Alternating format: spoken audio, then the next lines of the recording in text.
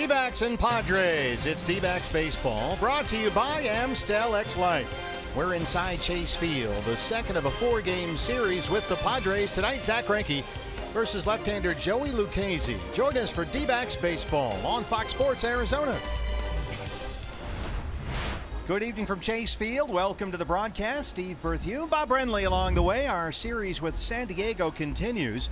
Every game against the National League West is big these days. The top four teams in this division, Bob, all separated by only 3.5 games. Yeah, this is a very important stretch of the schedule. We talked about it coming off that 8-2 road trip that we were going to bump up against the Giants for 3 games. That didn't go so well, and now we got the Padres in town. They won the first game of the series last night, and you got the Rockies on the road after this homestand ends. So very important stretch of the schedule for the Diamondbacks.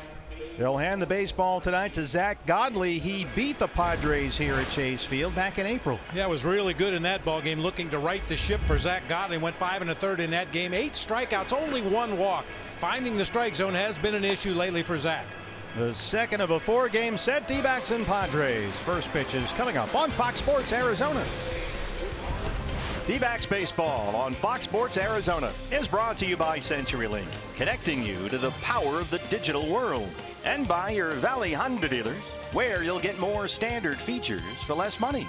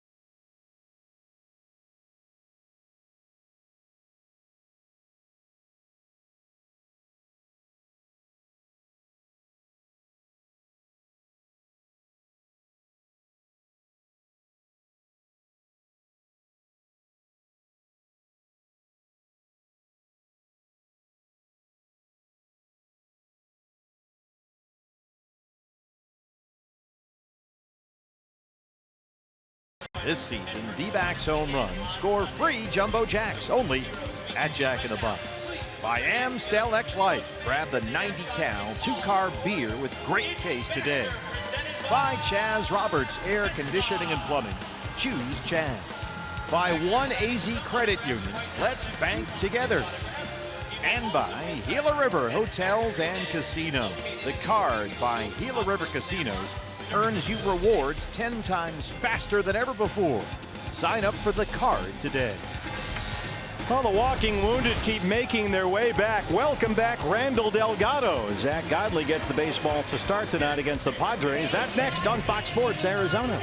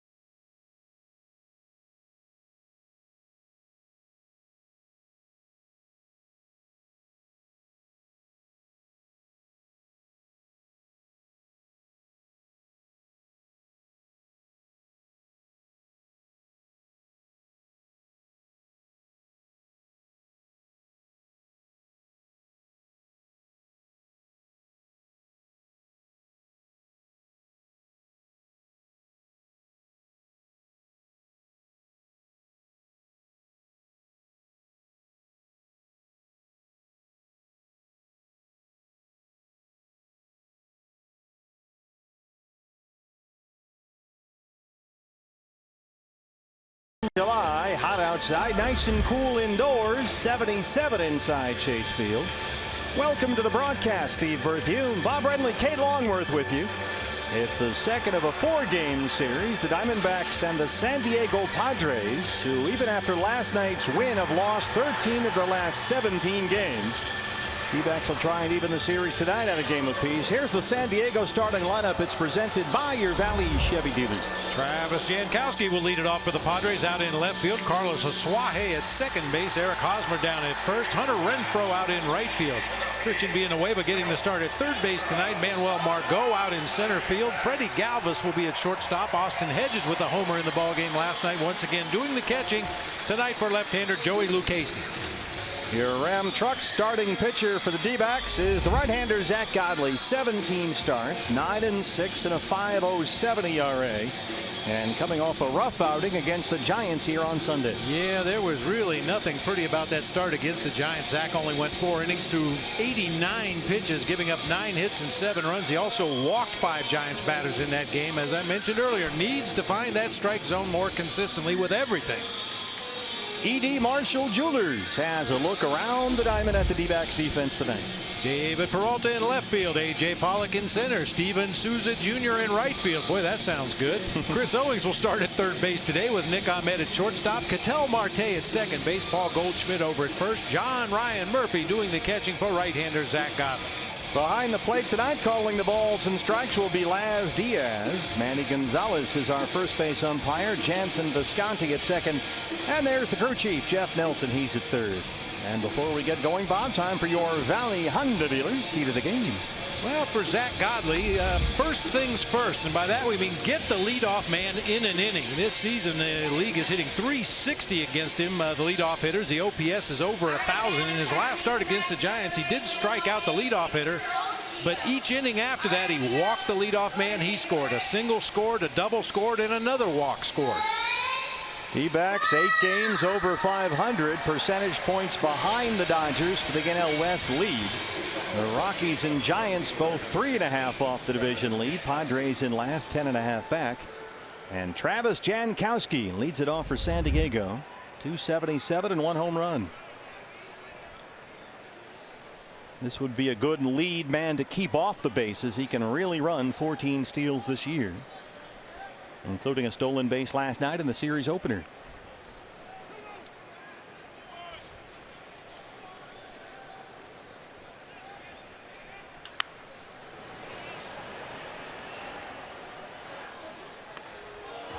Jankowski 0 for 3 last night. He walked and scored a run.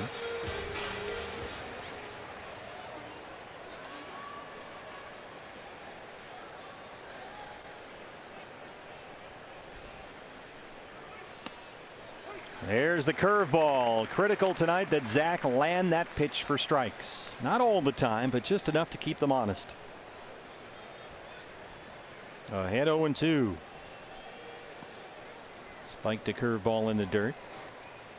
Torrey would like to see Zach, Bobby was telling us today, get the hitters into swing mode, engage with fastballs, and then get them to chase that curveball. That would be a good plan of attack against this Padres team. They don't walk very much. I think they're tied with the Marlins for dead last in the National League in drawing base on balls. So that could help Zach if he can just keep that ball in and around the strike zone. Trying to change up there, and it's 2 balls and 2 strikes. Well, Swahe, a big night last night on deck.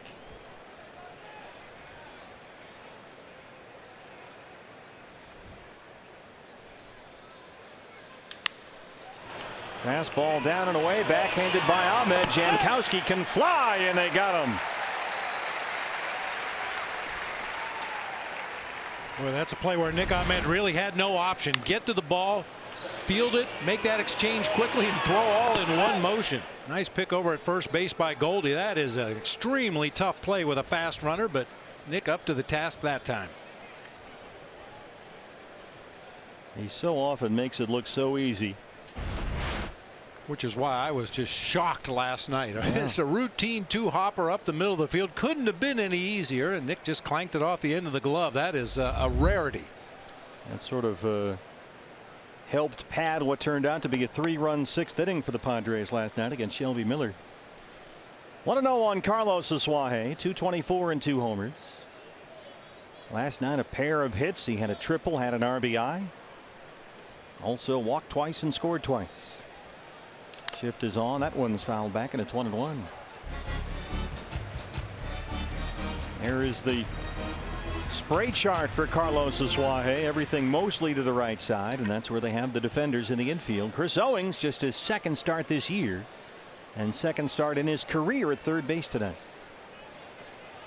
Jake Lamb sits against the left-hander Lucchesi.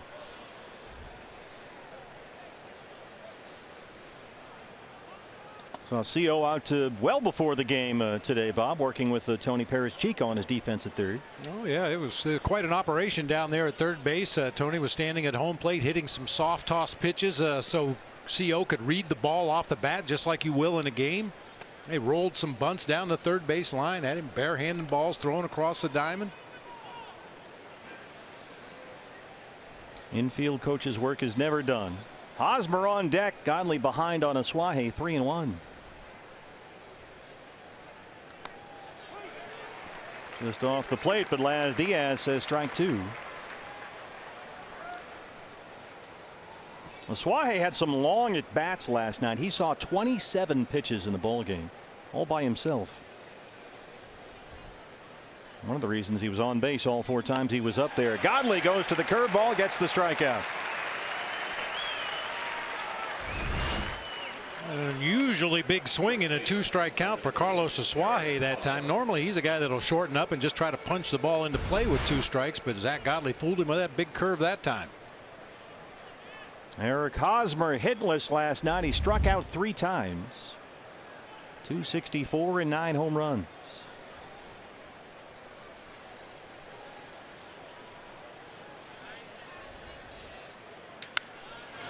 Ground ball to first, backhanded by Goldie. Godley covers, and there's a nice quick first for Zach. A good start here for the D-backs against the Padres.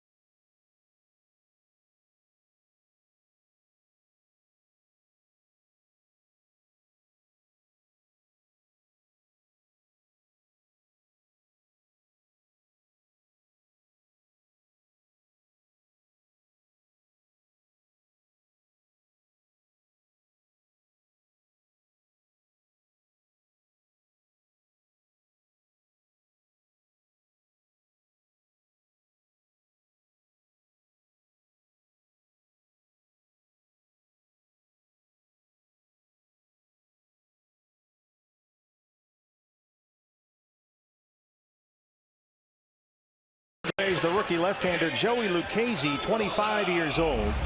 Only a dozen starts in the big leagues, but he's pitched well. 4-3, a 3.26 ERA. He doesn't really deliver the baseball. He just kind of unfolds out there in sections. It's one of the more unique deliveries you will see from a major league pitcher, but so far it's worked well for Joey Lucchesi. And he's got that very interesting breaking pitch that he calls a churve. More on that coming up. Peralta back in the leadoff spot. John Jay has the night off. There you go. Lucchesi hands over his head like Clayton Kershaw, and then he comes at you in sections. There's a fastball for a strike. Numbers on David, 284 and 15 homers. Back after the night off last night.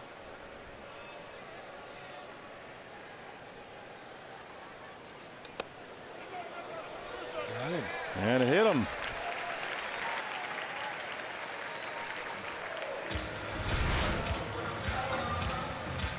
Four-seam fastball up and in. Just may have grazed David there on the back arm, the left arm. Valley Chevy Dealers has the D-backs lineup. David Peralta doing what a leadoff man's supposed to do, get on base. He'll be out in left field. Nick Ahmed at the plate right now. He's at shortstop. Paul Goldschmidt will be at first base. A.J. Pollock in center field. Steven Souza Jr. in right field. Cattell Marte at second base. John Ryan Murphy doing the catching with Chris Owings at third, and right-hander Zach Godley on the mound. Nick batting .226 on the year. He's got 10 home runs. A couple of hits in last night's series opener.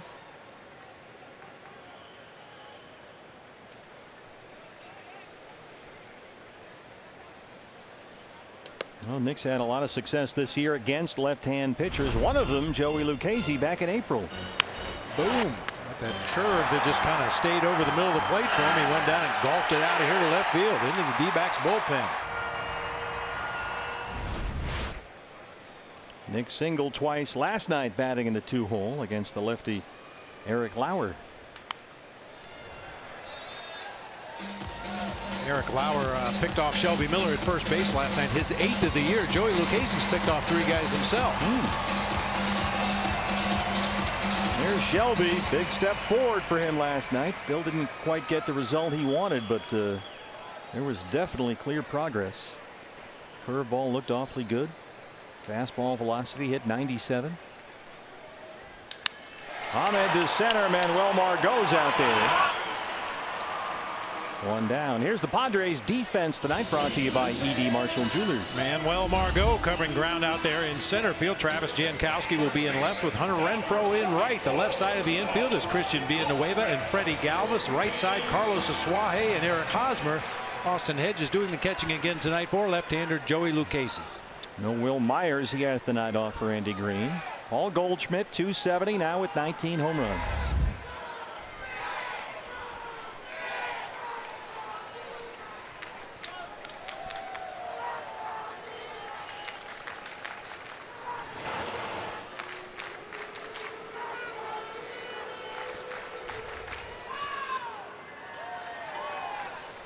Quiet night for Goldie last night. 0 for 5. He struck out 3 times.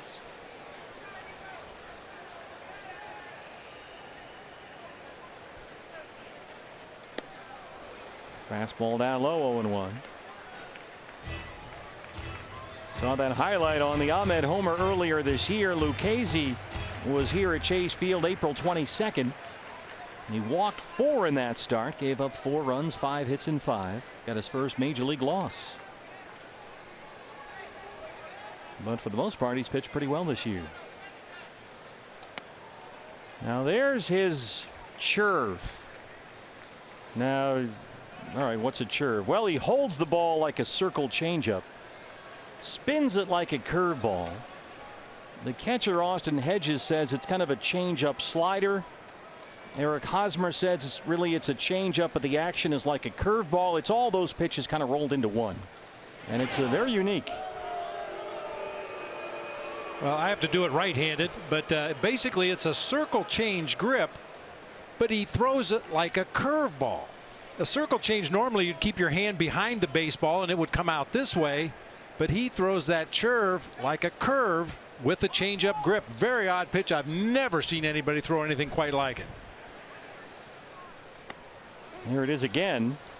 It moves differently than your typical breaking ball, and he's got the element of surprise there. But the issue he may face is he's basically got just the 2 pitches, the low 90s fastball and the curve, and not a whole lot else. But he's made it work so far.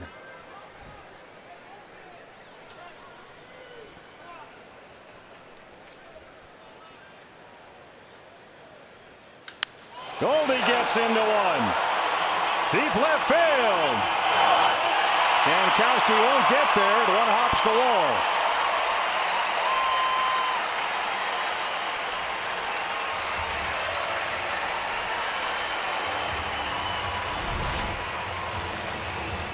And Hedges wants the ball away. It strays back over the inside part of the plate. Sounding good off the bat, hit it in the right part of the ballpark. Just didn't get it quite enough carry to get it out of here. Jankowski with a sliding attempt as that ball bounces up and over the bullpen fence. Round rule double, second and third, 1 out for A.J. Pollock. AJ hitting .288 with 11 home runs. Got a pair of hits last night, including a double. His first 2 base hits since returning from that fracture in his left thumb. Chance to strike early right here.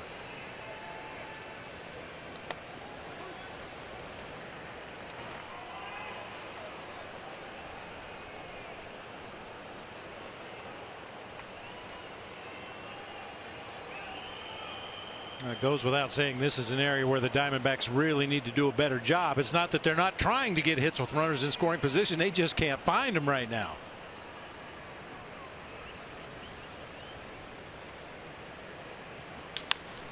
Tap to third. Villanueva slips. Looks Peralta back to the bag, and they retire AJ at first.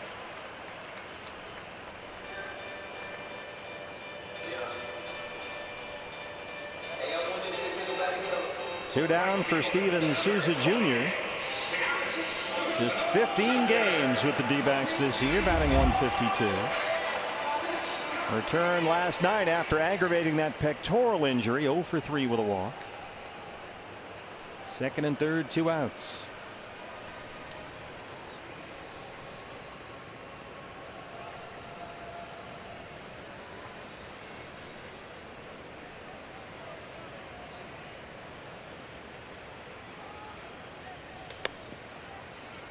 Fastball misses up. 92 is about the most Lucchese's got. He is not a hard thrower, but with that goofy delivery and that curve, there is a lot of deception. You don't really see the ball too well against him. He has that fastball in the low 90s, as you mentioned, but scouts will say it plays up because of his delivery. It's very deceptive. The ball seems to explode out of his hand, and even though the radar gun readings won't light up the sky, hitters just don't seem to get on that fastball.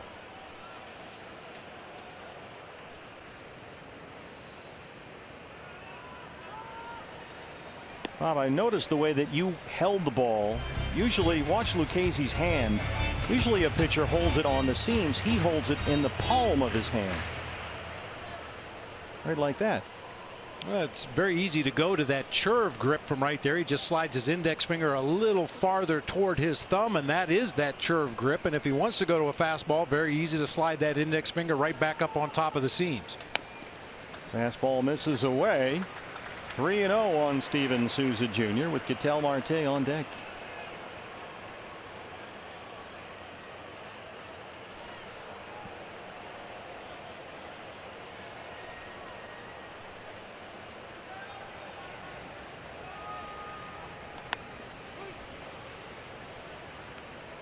As Bob mentioned last night, Souza put on quite a display in 4 games rehabbing at Reno. They hit 2 triples and 3 home runs. Peralta is at third. Goldie at second. 2 outs.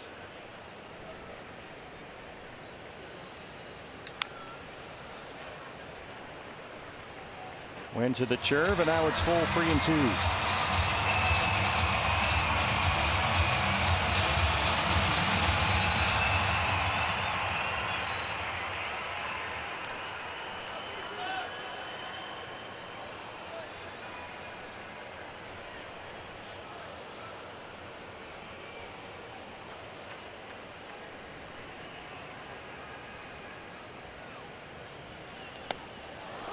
Got him on a fastball in.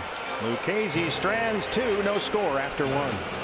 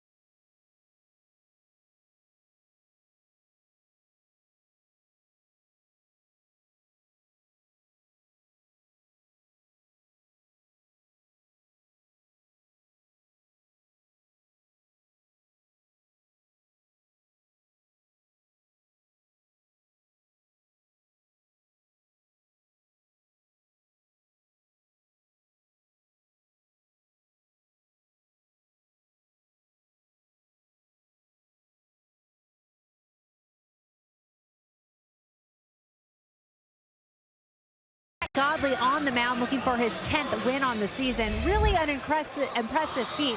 When you think about the up and down season Zach has had so far this year, but it all comes down to that curveball. It's been a very effective weapon for Godley, but to activate that swing and miss pitch, he's got to establish that fastball command early. That is something he struggled with in that game against the Giants. They really sat on that fastball. However, he worked a clean, fast first inning, so hopefully, guys, a little confidence on his side, and this will be that bounce-back outing he's been looking for. Yeah, Kate, such an important start for Zach. A 1-2-3, 12-pitch first, and now Hunter Renfroe, the big right fielder, leads off the San Diego second.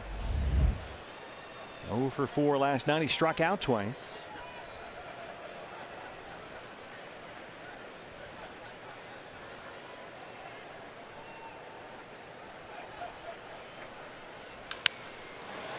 Belts that one into center, leadoff single.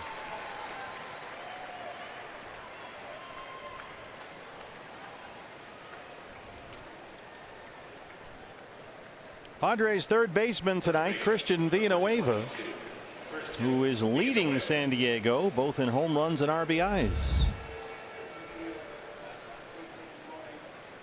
We talked about Zach Godley, the key to the game. First things first, get that leadoff man in an inning, and here's Hunter Renfroe in the second with a leadoff single. Going to have to pitch around that.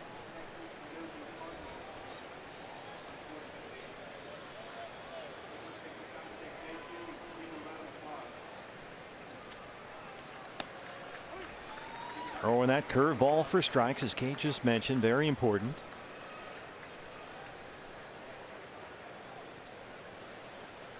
Villanueva hit into a double play as a pinch hitter last night.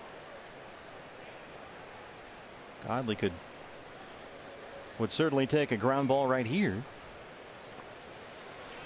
Threw the curveball for a strike, and then Bob threw it in the dirt. It's much more effective when you're ahead in the count. That curveball looks too close to take, and you'll get a lot of swings at pitches that end up in that left-handed batter's box in the dirt if you're ahead in the count.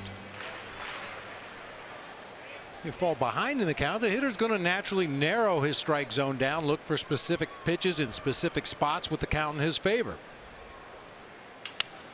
Here's a little tapper. Owings at third. Marte. They can't turn the double play. Villanueva beats it out at first, but they get Renfroe at second. Nice quick feed that time by Chris Owings. Moves to his left. That sidearm throw, staying down low. Ketel Marte, a nice job of turning it right there. Just a little bit too much time had elapsed. Villanueva able to beat it out first. So Owings gets his first test of the night at third base. Brings up Manuel Margot, the center fielder. Batting .236. He's homered 3 times.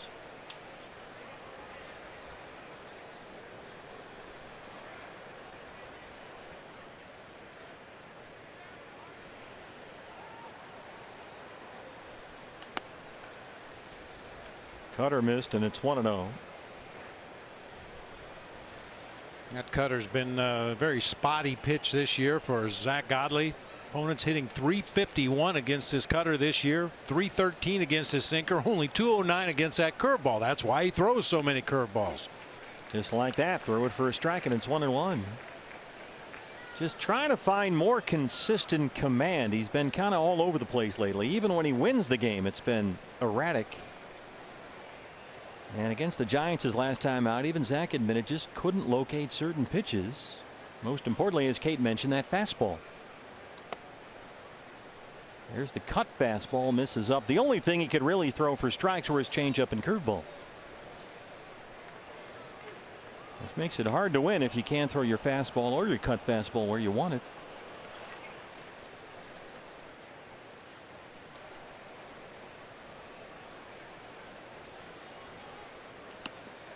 Good curve right there. Margot had to bite, and it's 2-2.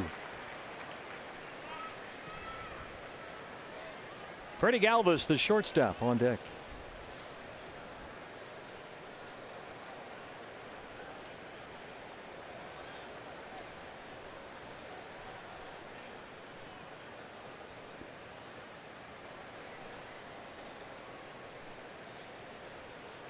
Villanueva takes off, swing and a miss. Here's the throw.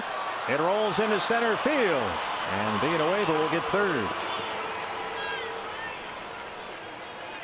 Margot strikes out. Murphy's throw was to the first base side of the bag and went past the infield.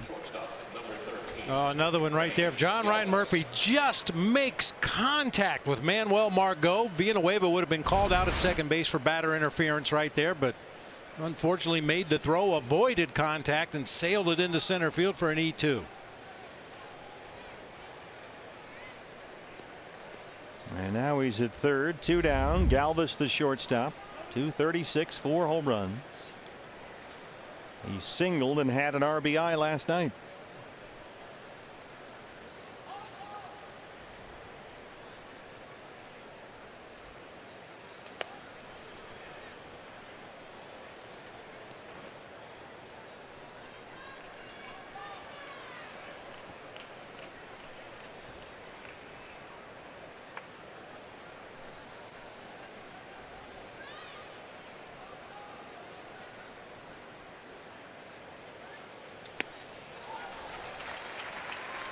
Chase the curveball, and it's 1-1.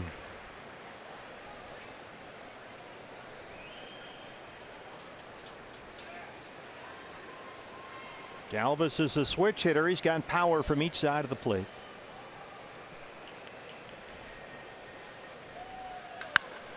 Lifts this one the other way. Peralta's in left near the warning track, and he's got it.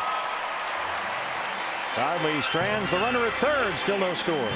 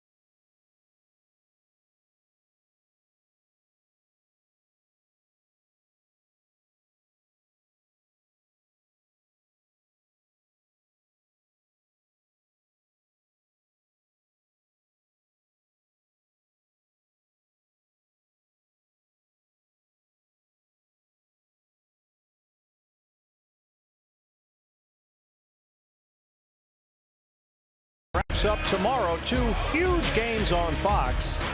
Sweden will face Harry Kane in England. Come on, you Spurs. That's at 6 in the morning. And then Russia battles Croatia at 11. You can catch it all on Fox. Stream it all live on the Fox Sports app. There's the actual real bracket. And now for the pretend bracket, we turn to our soccer correspondent, Bob Brenly. Ketel Marte will lead off the bottom of the second against Joey Lucchesi.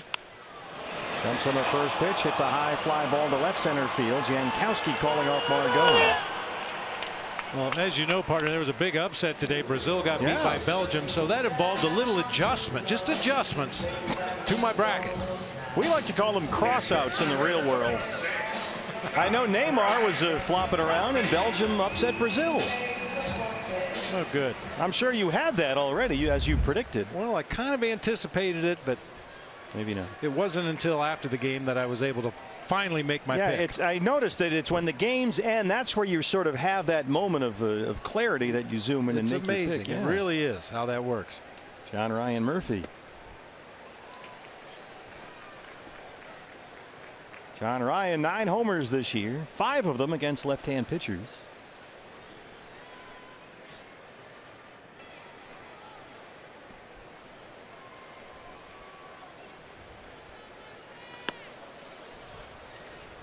Well, this Lucchese delivery, I still can't get used to it. He stands up so tall on the rubber at one point. He bends over at the waist. You think he might drop down sidearm. Then he goes upright again. He's all over the place. He looks like a Swiss Army knife out there.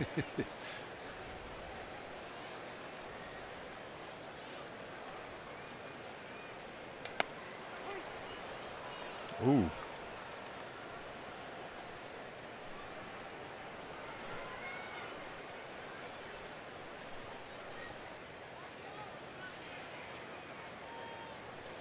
Scoreboard says strike. I did not see Laz Diaz signal strike, even though it was in the strike zone. Well, now there's 2 strikes.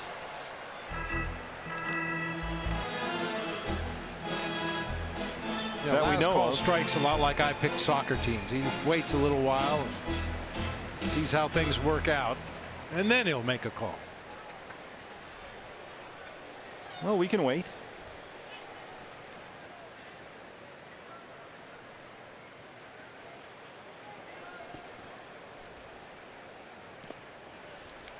Churv misses in the dirt. Don't get to say that a lot.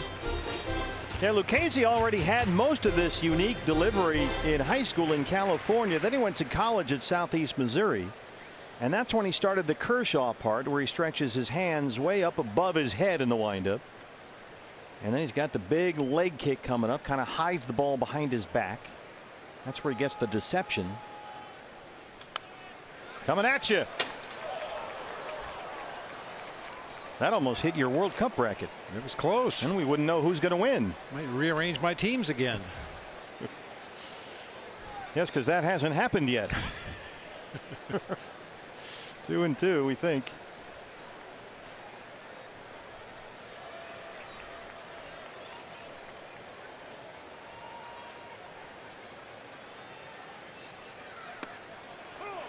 Got the fastball in there again for a strike. Same pitch he got Souza with. 2 down in the second. Here comes Chris Owings. Hey, partner, some congratulations are in order. Minor league players of the month for May in the Diamondbacks organization. The pitcher of the month in May, Wei Chen Wang.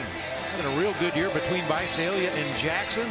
Also catcher Rene Martinez from Kane County, the position player of the month for May. And in June, the pitcher was Jeff Bain, pitching at Kane County, 7-3 with a 2.71 ERA. And Socrates Brito just lighting the world on fire in the month of June. Hit .415 and an OPS over 1,300. Hunter Renfroe in right. Well, Lucchese's retired 5 in a row. We hit the 3rd. No score at Chase Field.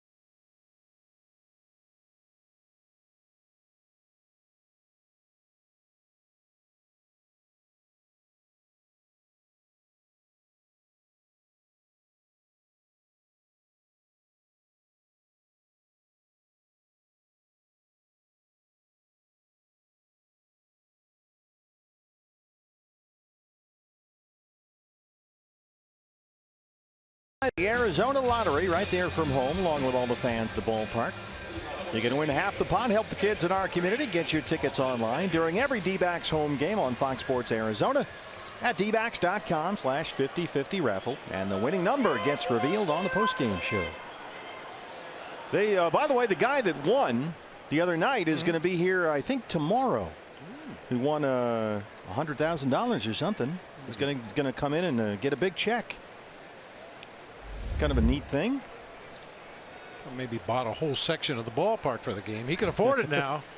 Austin Hedges, the catcher, leads off the third. Our thanks again to all the fans who participated in our 4th of July 50-50 raffle. Got up over $230,000, and half of that went to Folds of Honor. And just as an alert to those of you who aren't here at Chase Field tonight, he was an online winner. He wasn't even here at the ballpark that night, so you can get in on it as well. Cindy played at home. She had 4 of the numbers. There was about a half a second where we freaked out, and then oh wait, that's not a 6. There's a curveball. No. Godley throwing that pitch for strikes. I might be able to help you with that. I can, you know, just like my soccer. Yeah, I can change a few if you numbers present here and there. a ticket with all cross-outs over, I don't think they accept it. It's worth a shot. You know, you got a point. There's another curveball in there for a strike.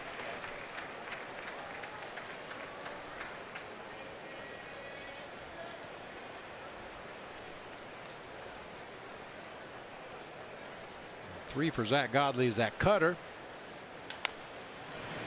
Put in a good spot just off the plate, and he only got a piece of it to ground out.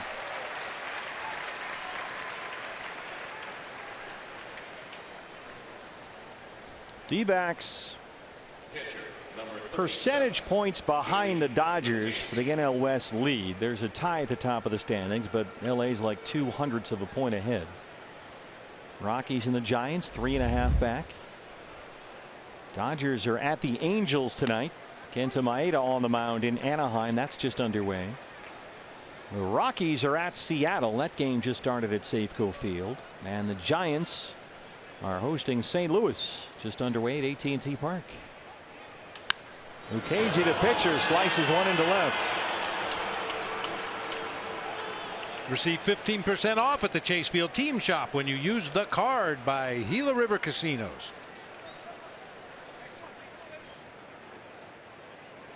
Here's the leadoff man, Travis Jankowski, grounded out to Nick Ahmed his first time up.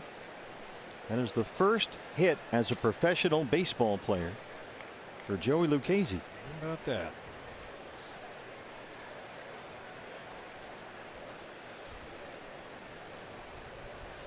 Lucchesi had been 0 for 14 before that at bat with 9 strikeouts. He had drawn 3 walks. That's pretty impressive. I always look at the walks column for pitchers offensively just to see if they have an idea of the strike zone.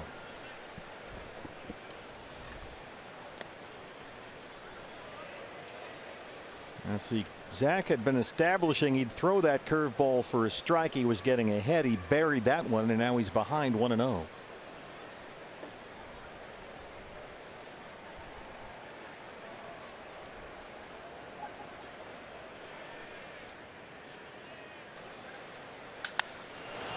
Down the line in right. That's a fair ball in the corner. Souza over to get it, and Lucchesi is in at third. Long single for Travis Jankowski.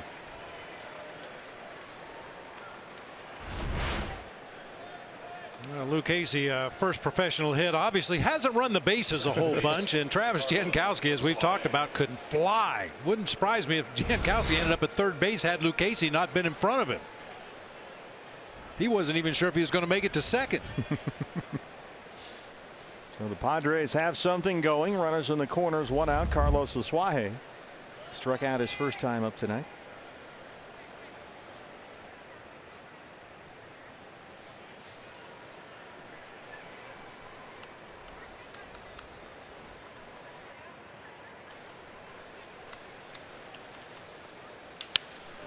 Away from the shift, Ahmed will backhand it. They get 1, and that's it as Lucchesi makes it 1-0 San Diego. Another nice play. You see where Nick starts, almost behind the bag at second. Another great backhanded play, and that lightning quick exchange from glove into throwing hand allows him to get rid of it quickly enough to get the lead man, but the Padres take a 1-0 lead. So Asuaje at first, 2 outs, and here's Eric Hosmer.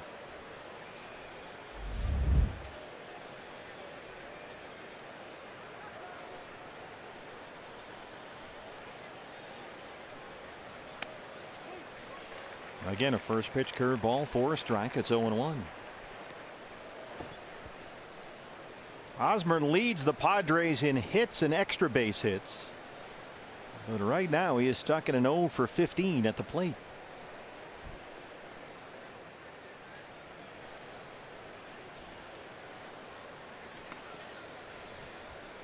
I remember working on Dusty Baker's staff in San Francisco, and we'd go over the advance reports and look at the numbers, and you always hated to see a guy that you knew was a good hitter 0 for 15 or 0 for 18 coming into your series, because you know at some point they're going to bust out. Eric Hosmer is not going to slump for the rest of the year. He's going to get hot.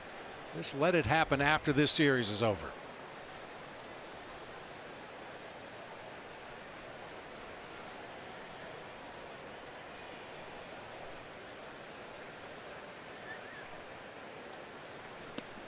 Well, Zach, just in this at bat, has started falling off the mound again.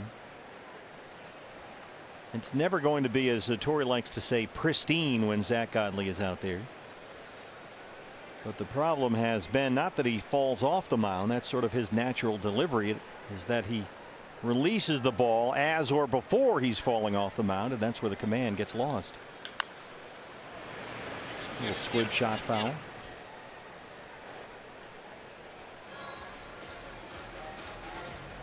Anytime you're throwing something or shooting a basketball or trying to make a putt on a golf course, you try to be still. Everything as still as possible so you can get that ball going on the proper line.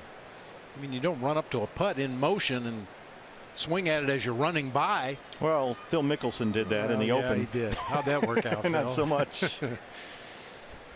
Yeah, there has to be some consistency in that delivery just to get you in a good release point to get that ball going toward your target. Oh boy.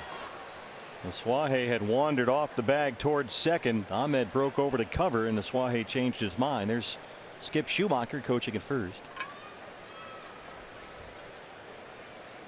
We saw that happen to Will Myers in the ball game last night.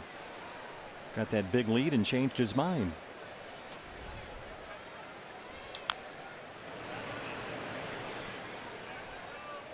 Yeah, the only basketball player that I remember, well, Steph Curry a little bit. He kind of glides at times when he shoots the basketball. Rex Chapman, when he played for the Phoenix Suns, could shoot the ball as he was gliding in midair from right to left and still hit the bottom of the net.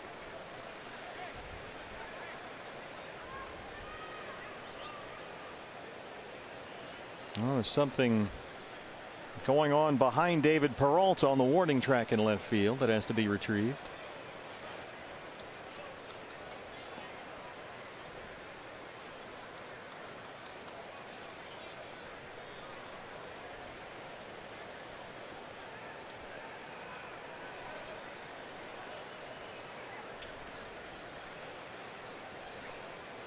Hosmer seen 5 pitches in this at bat, all curveballs.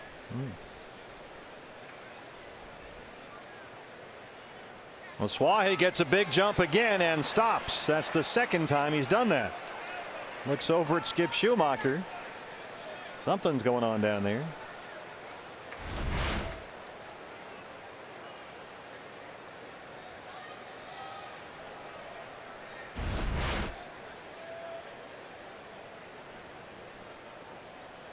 Galvis got picked off doing that in the 6th inning last night.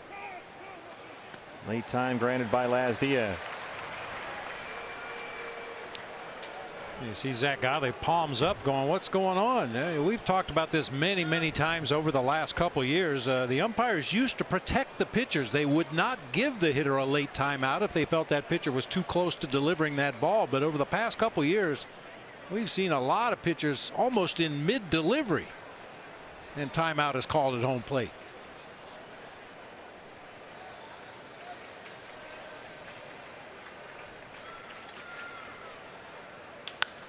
Right back to Zach. But the Padres take the lead. D-backs trail it 1-0.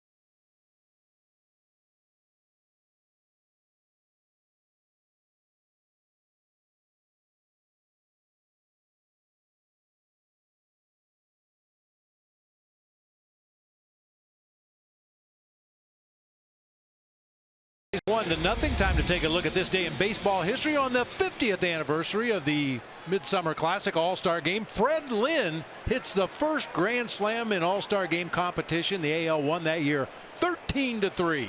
That was, I believe, at Tiger Stadium.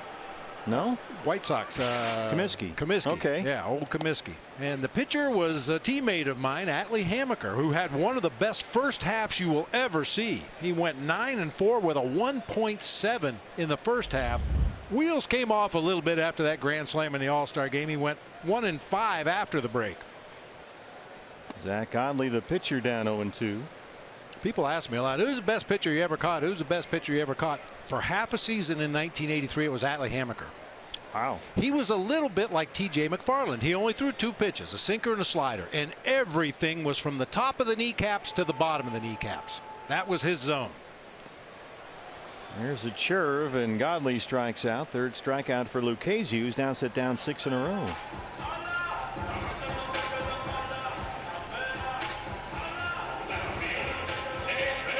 Atlee Hammaker, he only finished 10-9 in 1983, but he led the league with a 2.25 ERA. Had some shoulder issues in the second half of the season there, missed several starts.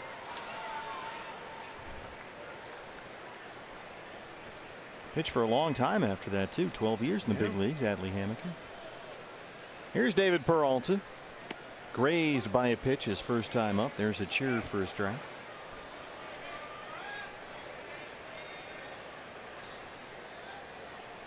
And Atlee Hammaker still connected to Major League Baseball. His daughter married the catcher for the Cleveland Indians, John Gomes. I remember Atlee Hammaker because he wore number 14. Yeah. And back then that was a really low number for a pitcher.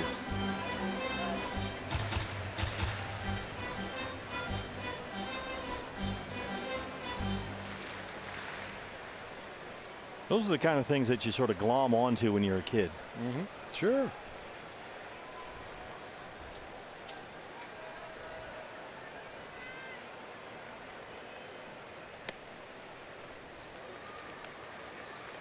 Two balls and 1 strike on David Peralta. D-back so far just 1 hit. Goldie a ground rule double in the left field corner back in the first. And watch when Joey Lucchesi, right there is where he changes the grip on the baseball. This looks like it's going to be the 2-seam sinking fastball right here. We'll keep an eye on it and see if we can identify that curve from that grip. Yeah, you see right there, he's rolling the ball around trying to find that 2-seam grip right there to throw the sinker.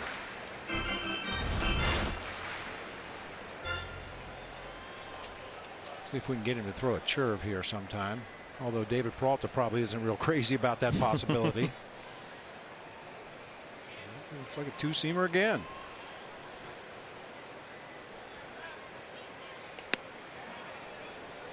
Pretty good pitch right there at the knees, but now it's full 3-2. Las Diaz didn't give Lucchesi the low strike that time. Ahmed on deck.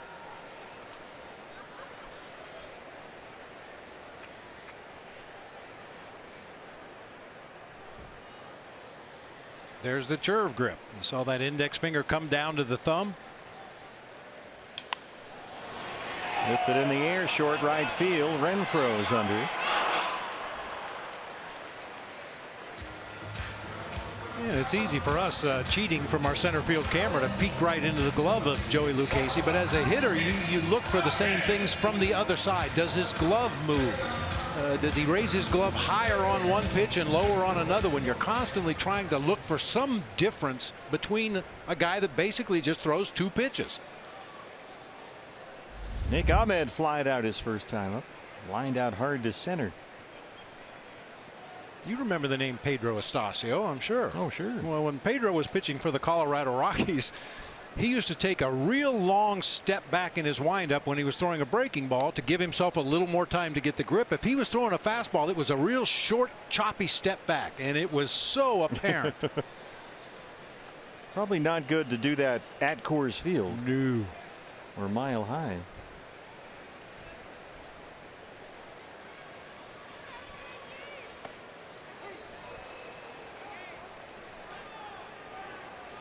Lucchesi was 3-1 in his first month in the majors.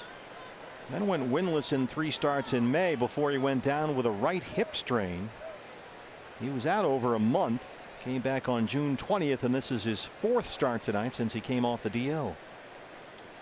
So his rookie season was interrupted there with that hip problem. Out to right field. Renfroe runs it down. That's 8 straight set down by Lucchese. He leads it 1-0.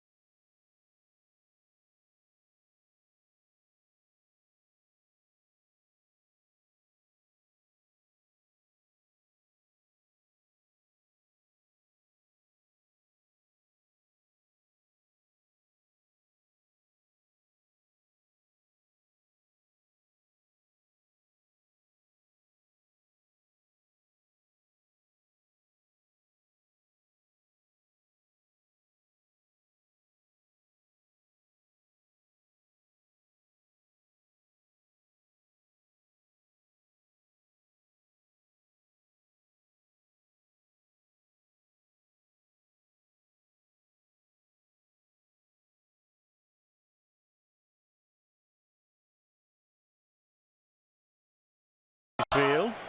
Secure your tickets, fans, for the remaining giveaways at Chase Field, like the Jake Lamb Bobble July 21st, the 20th anniversary Team T August 4th, and brand new today, the Ketel Marte Luchador bobblehead. That comes up September 8th. That's a great bobblehead. Yeah, look at that. Dbacks.com has our list of giveaway dates left this year. Under Renfroe, the Padre right fielder leads off the 4th.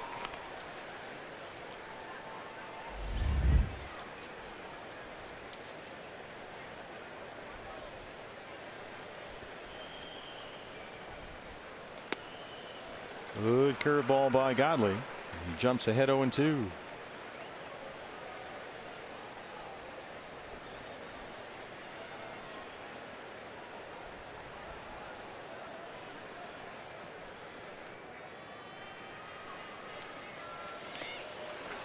Waves at a curveball in the dirt. 3rd strikeout for Zach. 1 down in the 4th. Well, before that at bat, the Padres have done a pretty nice job of laying off of the Zach Godley curveball. He had thrown 23 curveballs. They had taken 13 of them. It looks like they're just trying to get a fastball. They're hoping that Zach Godley falls behind in the count, has to come in with a fastball, and they're ready to feast on that heater. Taking a lot of curveballs in this game already. There's Villanueva. Do you think? Well, I'm sure they know that Godley has struggled with his command lately. He has not been a strike thrower recently. D-backs have the overshift on the left-hand side against Villanueva. There's a curveball for a strike. StatCast powered by AWS. The numbers on Villanueva, pretty much a dead pull hitter. Does not use the whole field.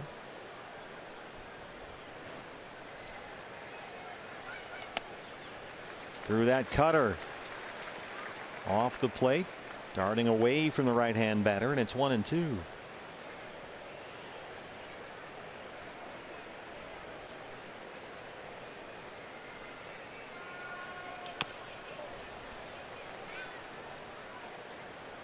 Starting to get more awkward swings with that curveball than we've seen lately. Saw a lot of those in April when Godley really had it rolling. Haven't seen so many lately. He used to get some really bad swings at that curveball.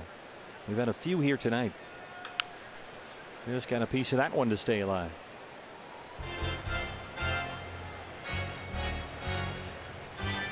Get the sense, Bob, that Zach is a little more under control tonight. Yeah, we haven't really seen him tumble off to the first base side of the mound. His curveball has been around the strike zone for the most part. He's bounced a few when he's been ahead in the count trying to get some chase strikes, but it looks like he's controlling his pitches much better tonight. They're not all going to be strikes. They're not all going to be perfect pitches, but he's not throwing curveballs over in the left-handed batter's box. He's not throwing cutters behind hitters.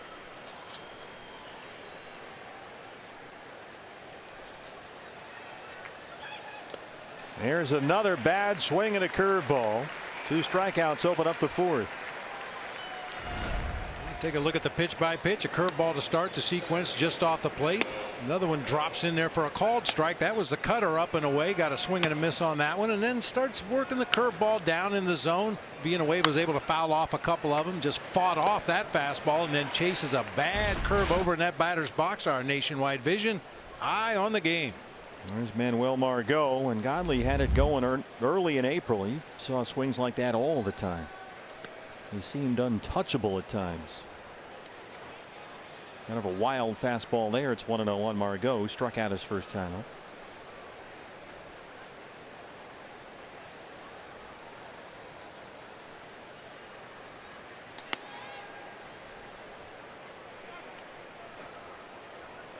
Well, Tori's always telling us, Zach is a big, burly, husky guy. There's not a lot of finesse with Zach Godley, but there's got to be a way to sort of contain that energy, slow it down just a bit. I think we've seen that tonight.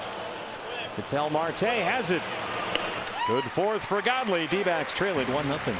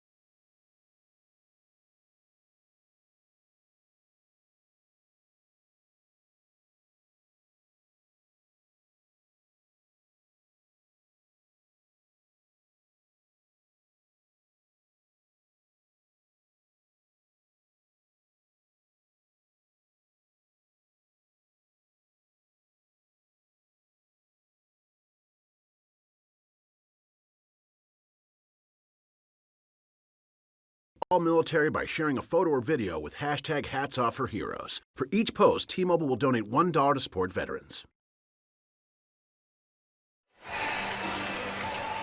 Save fromage. D. Baxter doing his thing. D-backs trail the Padres 1-0. Goldie, who doubled in the first inning, will lead off the 4th. That's still the only Diamondbacks hit against Joe Lucchesi, who has retired 8 straight since the Goldie double. Goldie coming off an 0 for 5 last night. He struck out 3 times.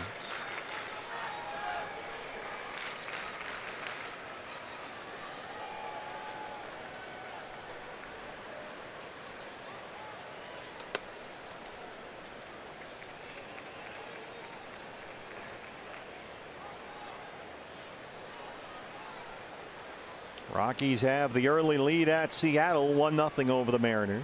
Giants at home trail St. Louis 1-0. They're in the 2nd. Now make it 2-0 Colorado.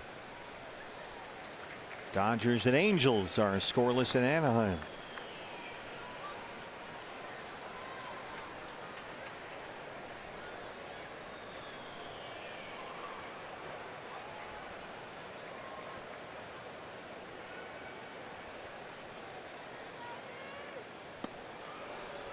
Here's the curve. 2-2.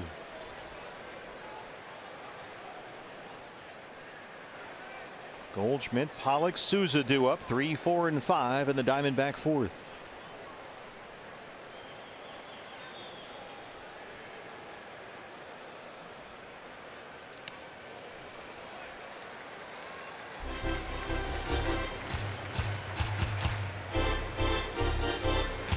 I can only imagine the first time Joey Lucchesi pitched in front of a professional pitching coach and they saw that wind up and whoa, hey kid. You're going to have to change all of that. Yeah, none of that's going to work in the major leagues. Well, I don't know about that. Working so far for the most part. 3-2 to Goldie. Got him on a fastball. 9 straight set down by Lucchesi. A lot of the fastballs that Joey Lucchesi throws are up there above the belt, sometimes up above the letters. It's a good compliment to throw high fastballs when you throw that big slow curveball. A.J. Pollock. A.J. grounded out his first time up tonight. Batting cleanup.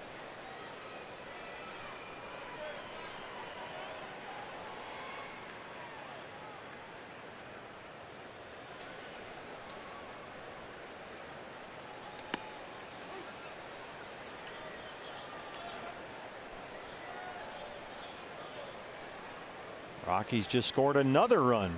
Better check out what's going on in Seattle. Every time you look up, it was 1-0, 2-0, now 3-0 Rockies.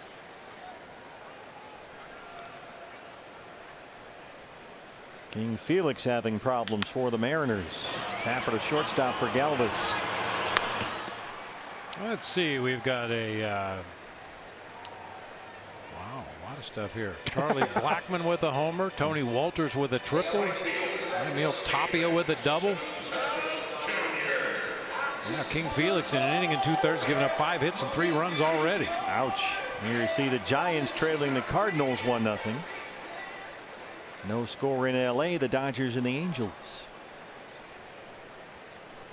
Souza struck out looking on an inside fastball his first time up.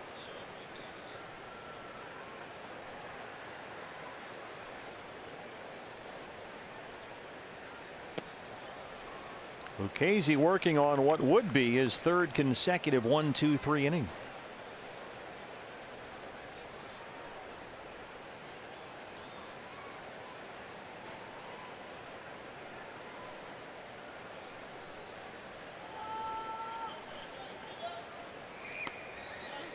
Chris Sale's at it again tonight for the Red Sox. 12 punch outs through 6 innings against the Royals. Home runs in that game by Mookie Betts, number 22. Just dingers, J.D. Martinez with number 27 and Xander Bogaerts with number 14. Yankees lost at Toronto 6-2 in the Rogers Center. Hard to short. Galvis is right there.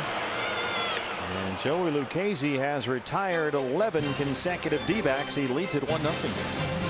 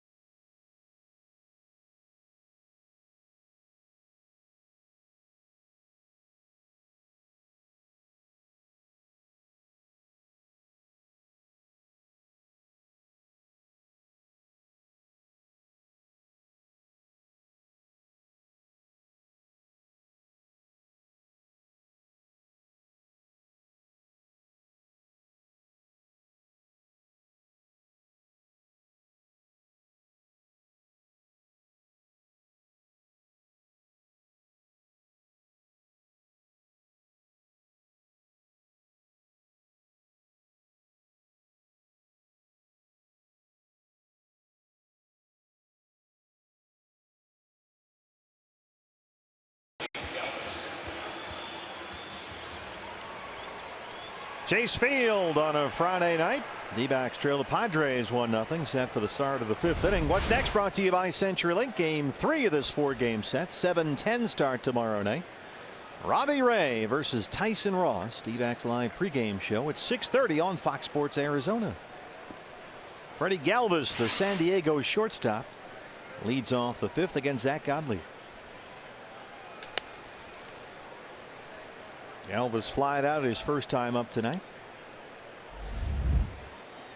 Galvis with San Diego after 6 seasons in Philadelphia. Padres got him in December for a minor leaguer. He's 28 years old. He can become a free agent this winter. The future at shortstop for San Diego is Fernando Tatis Jr., one of baseball's top prospects. He was 5 for 8 in a doubleheader last night for AA San Antonio, and Tatis Jr. will appear in the All-Star Futures game. So Galvis is kind of a stopgap guy until Tatis is ready. And you get the feeling if the Padres continue to go the way they have in the first half, in the second half, he might see Tatis up here sooner than you expect. You go through the list of shortstops that they just cannot find a guy. I mean, you go back to Alexei Ramirez and Eric Ibarg. They had Clint Barmas for a while. Clint Barmas. But in Galvis, they've got a guy who is one of the premier defenders in the game.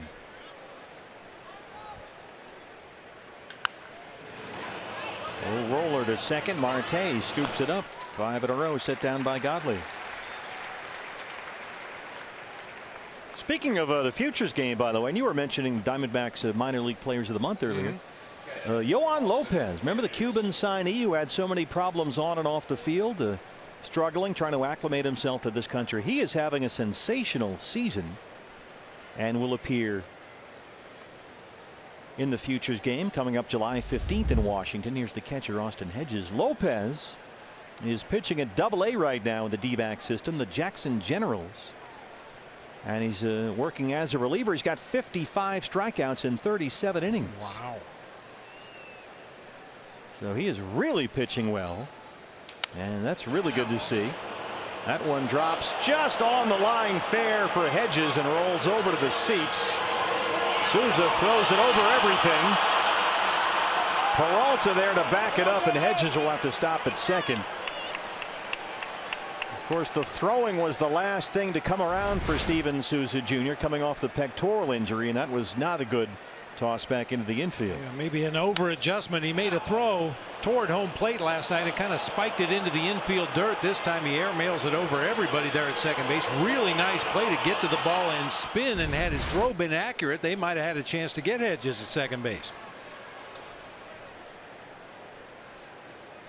But regardless, he had to stay there. Peralta hustling over from left to back it up and collect that ball. So it's a 1-out double. Here's the pitcher, Lucchesi.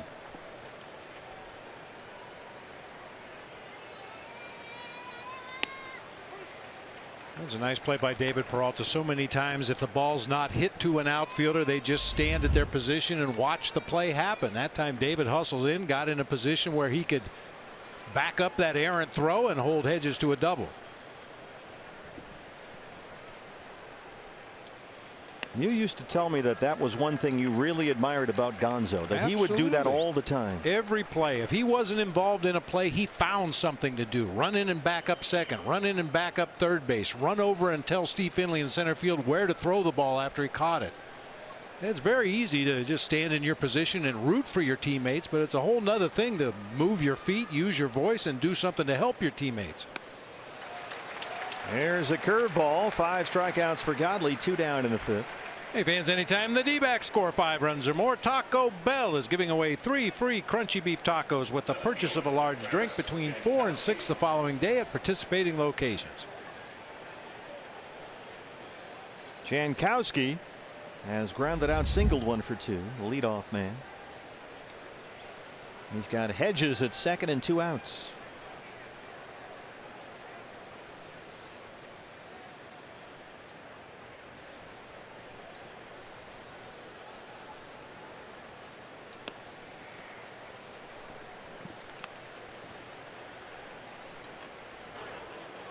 Let's go D-backs, as Bob, you talked about at the top of our show. We've got to win these games against the NL West. You've got 4 teams all within 3.5 games of each other.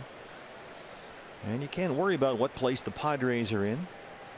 Got to get some W's here. Things are getting close. Dodgers and D-backs tied for the division lead. And then after this, you've got 2 more against the Padres. Off travel day Monday, then 3 at Colorado. So you've got a whole bunch of games against the division coming up here before we finish the first half of the season in Atlanta next weekend. And the Rockies have been playing much better lately. They've won their last 3 in a row. They're 6-4 over their last 10, and they lead the Mariners 3-0 in the second inning tonight.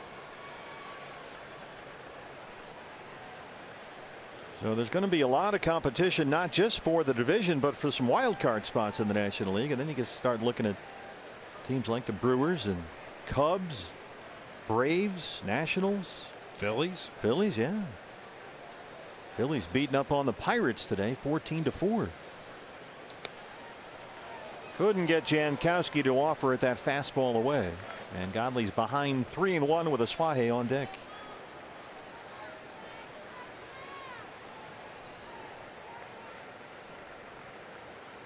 American League is very top heavy. National League is all kind of jumbled up.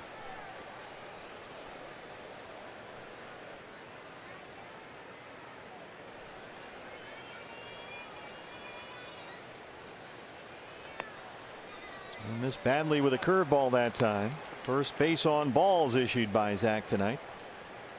Comes with 2 outs in the 5th, and the batter is a Suaje. Well, that in and of itself a big improvement for Zach Godley. I mentioned in his last start against the Giants, he went 4 innings, walked 5 Giants hitters in that game.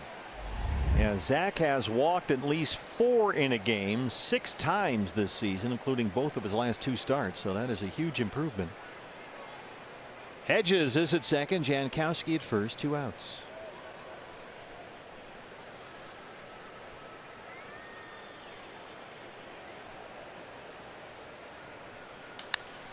First pitch swinging, pops it up right center field. AJ.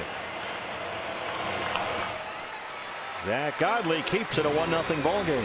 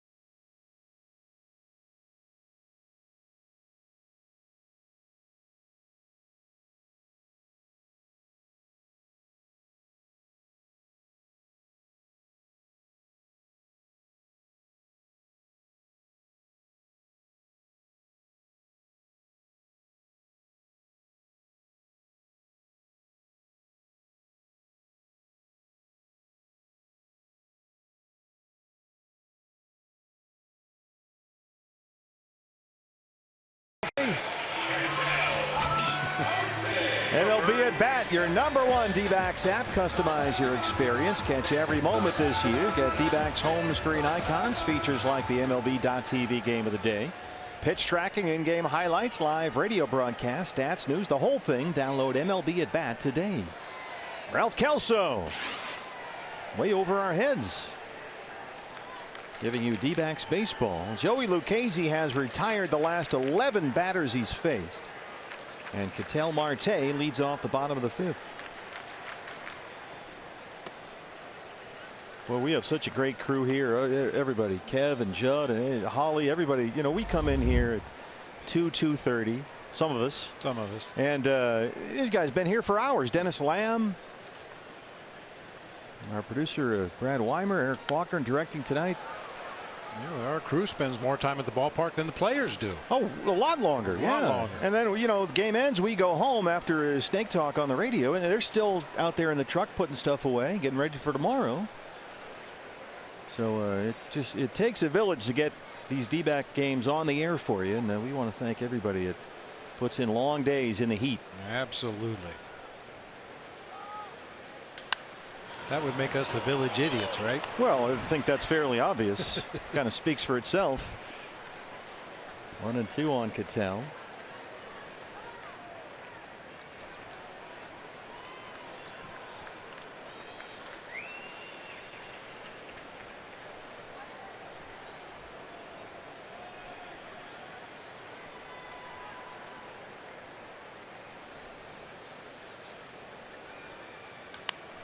It's not like this is going to get out of play. Bob, the Diamondbacks haven't been aggressive tonight. They still only have one hit. That was Goldie's double in the first.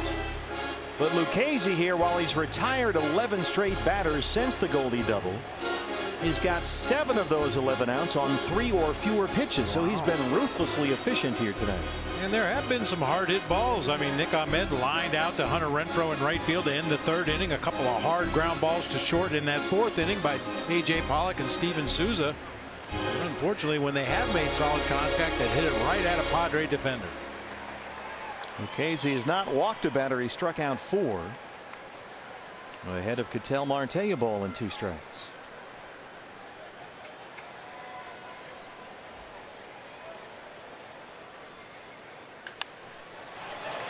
Popped up foul ground near the San Diego dugout for Hosmer.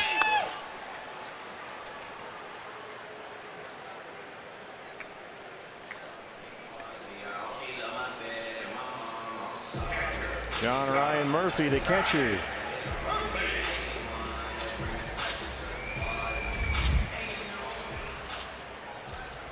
Lucchese's coming off a win in his previous start. That was last Saturday. He beat the Pirates at Petco Park. 5 scoreless innings, gave up only 1 hit. And he's only 2 outs away from another 5 scoreless innings, giving up 1 hit stretch. Although he did in that start against Pittsburgh walk 4, still wound up with a win.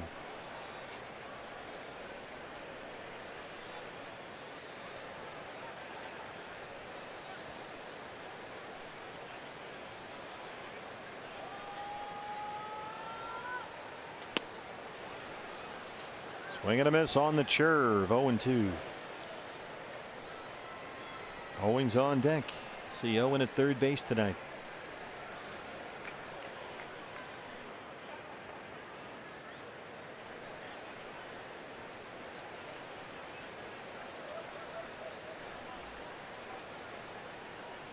Well, this is a lot like last night's game, Bob, and that the D-backs scored a run in the 2nd inning, but you know about this time of night you looked up and Lauer, rookie lefty, had retired 9 straight. Suddenly he's up there with a lead, and that was it. Same thing happening tonight.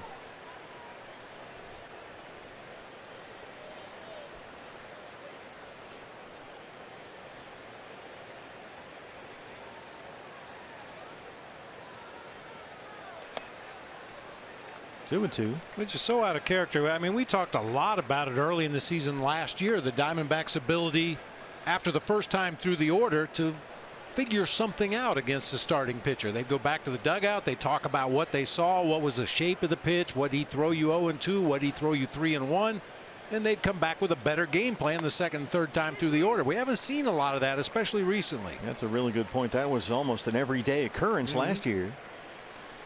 But Lucchese now working his way through the order for the 2nd time is pretty much carving them up. Although it's now full on Murphy 3-2. And once again, I keep coming back to the fact that Lucchese only throws 2 pitches. That's amazing.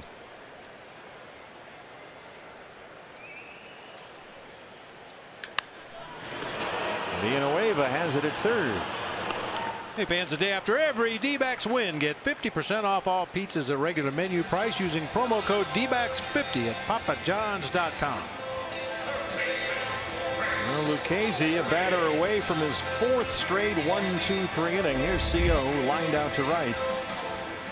His first time up tonight in there at third. Jake Lamb has the night off. Lucchese 60 pitches, 40 strikes.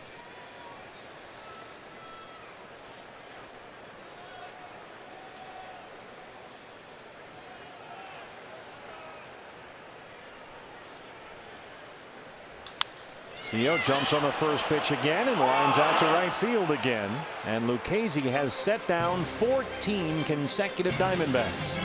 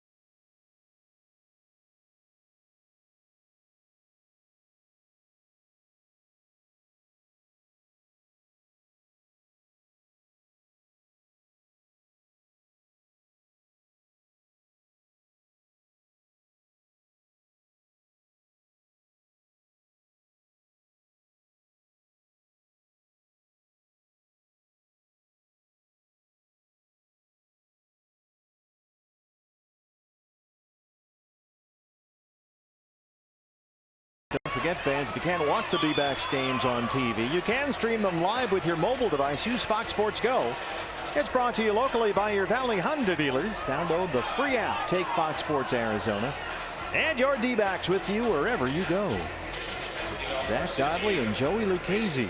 Two teams that combined for just 1 run on 5 hits through 5 innings. And Eric Hosmer leads off the 6th.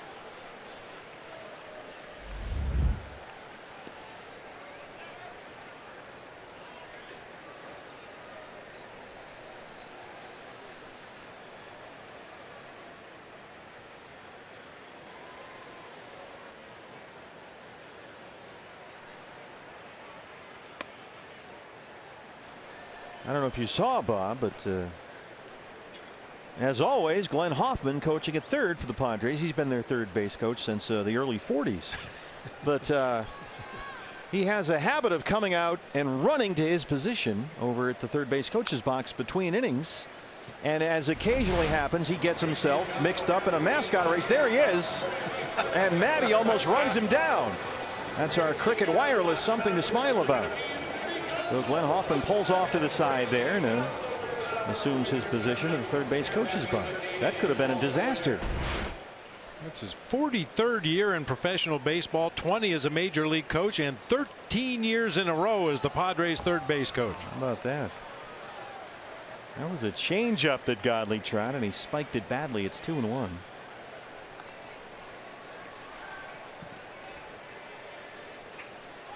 Dodgers have taken a 1-0 lead over the Angels at the Big A. They're in the 4th. Giants on the board. They're tied with St. Louis 1-1 in the 3rd at AT&T Park. Rockies lead the Mariners 3-0 in Seattle. Murphy able to hang on, foul tip, and it's 2-2. Zach Godley. He has walked 1, struck out 5, and has pitched very well here tonight. Renfroe on deck. Villanueva after that.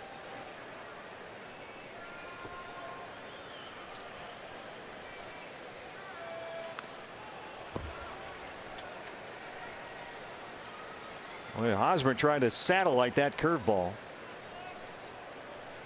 He hasn't done a whole lot lately. Hosmer hitting only about .230 in his last 30 games. He's not getting on base, and as you can see here right now, he's stuck in an 0 for 16. He's grounded out twice tonight.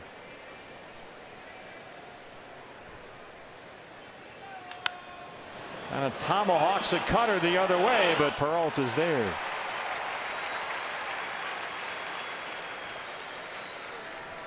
One out for Renfroe.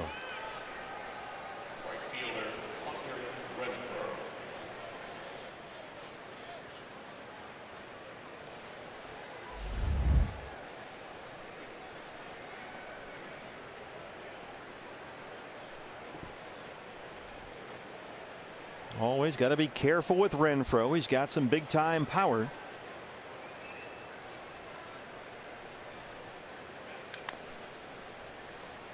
Started him off with a curveball for a strike. That's made such a big difference for Zach tonight.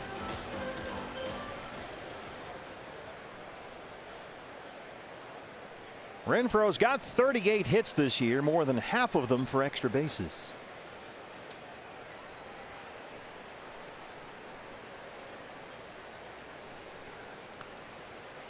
Interesting story in the media guide for the Padres about Glenn Hoffman. His father was a Marine. Thank you for your service. And as well as that, he was an usher at Anaheim Stadium and was a singer. Used to sing the anthem at the Big A. Wow. And when Glenn Hoffman signed his first professional contract with the Red Sox, he got it put in his contract that his father would get to sing the anthem at Fenway Park. How about that? That's neat.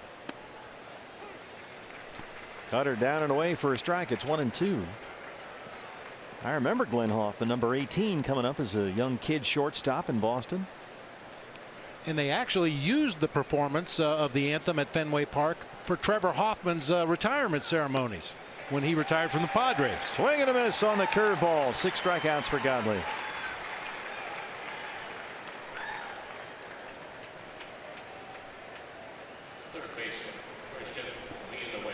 Here's Christian Villanueva, the third baseman tonight.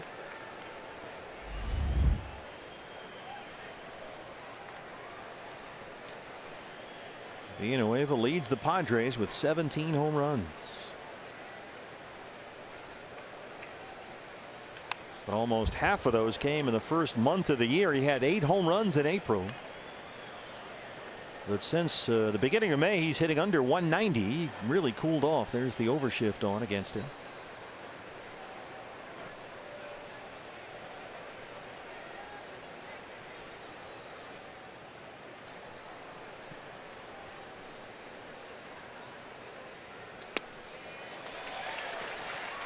Starting to mix in more changeups now, the third time through the order. He's ahead 0-2. Zach Godley has pitched really, really well here tonight. Trying to finish off Villanueva.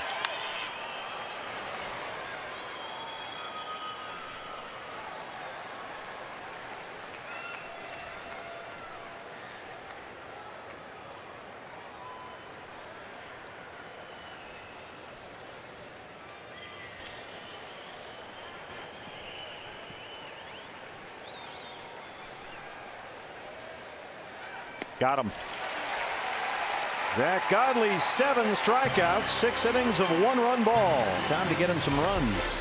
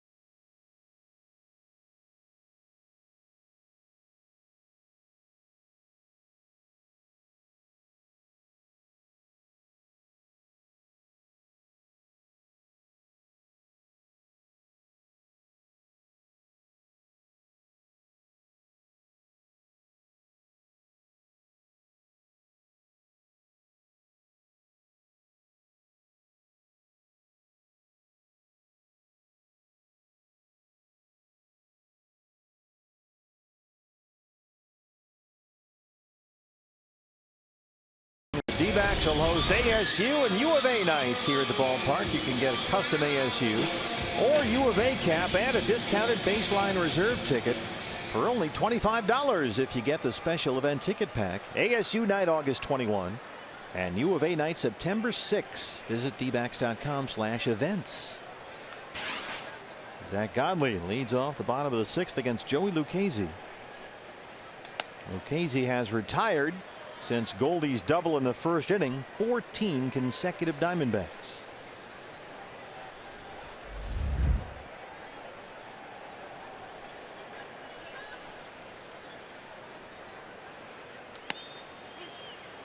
Zach hitting for himself here, Bob. Just over 80 pitches for the ball game, so it looks like he'll work into the 7th inning here tonight.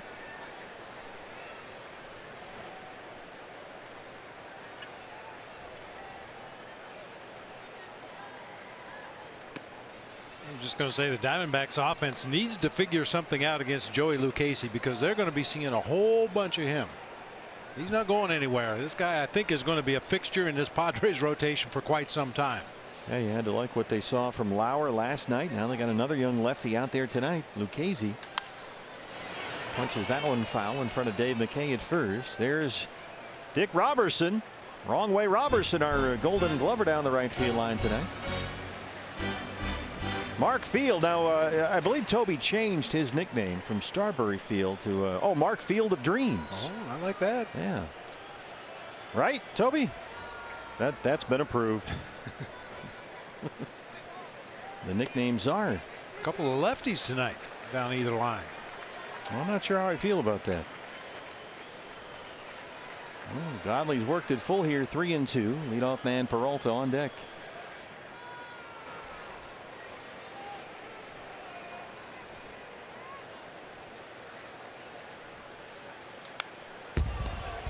Out of fastball.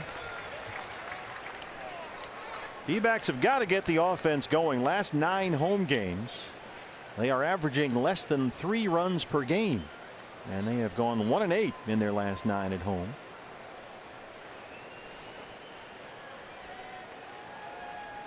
Godley's pitched a beauty here tonight. They just can't get him any runs. He works a leadoff walk. First base on balls by Lucchesi, and the first D-back base runner since the first inning. The D-backs home run tonight means a free jumbo jack tomorrow at participating Jack-in-the-Box locations with the purchase of a large drink. So here we go. 3rd time through the order now against the left-hander Lucchesi. Peralta's been hit by a pitch. He flied out to right his last time up.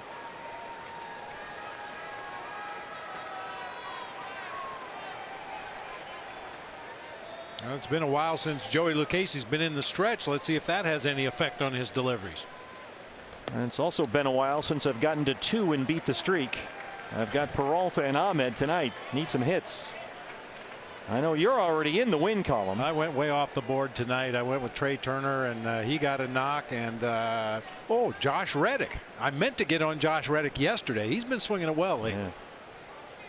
Yeah. I'm a little concerned about the help that your staff gives you for your beat the streak picks. There's a lot of research that goes into that. No, that's all me. All right. Wow. You've taken personal control of that. Until I hit 0 again, and then I'll blame it on them. It's kind of a lot like the World Cup bracket, it sounds like.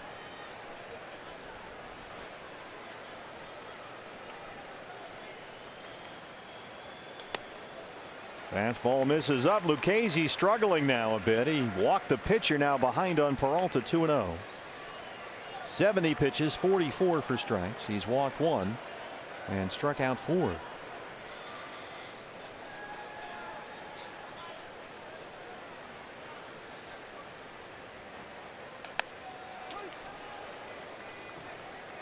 Well, this wouldn't happen if Zach Greinke was the base runner at first. They're playing behind Zach Godley. Eric Hosmer plays kind of right off his hip and then backs up into a better defensive position as the pitch is being delivered. Zach Greinke would just steal second base. Done it a couple of times this year. Peralta took a big cut at that curve. 2-2.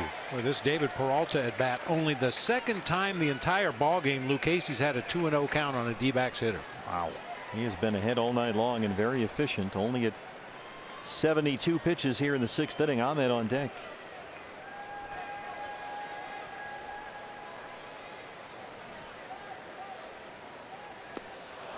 Chase the curve. Lucchese gets strikeout number 5.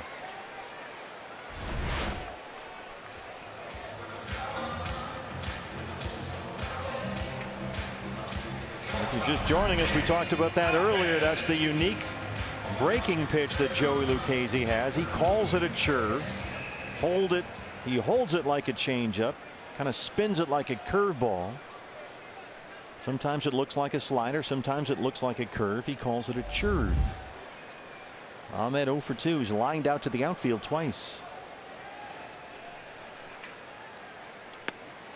There's the curve, strike 1.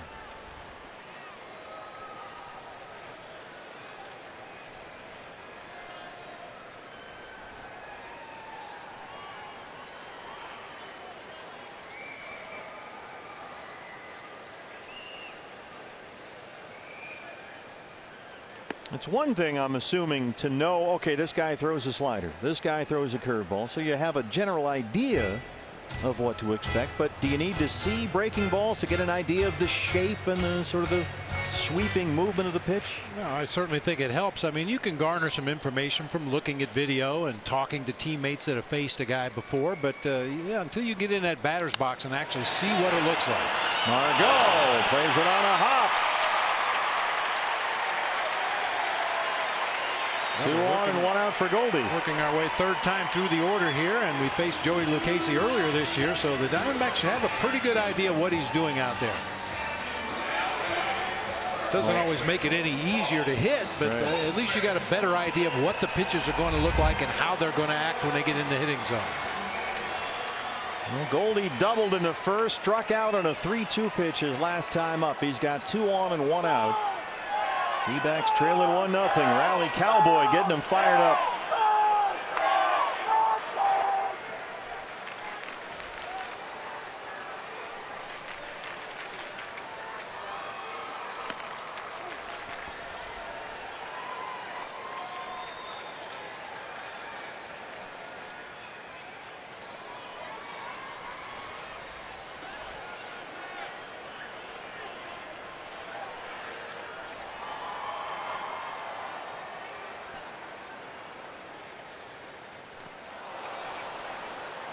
Kept that pitch down, and Lucchese's ahead 0-2.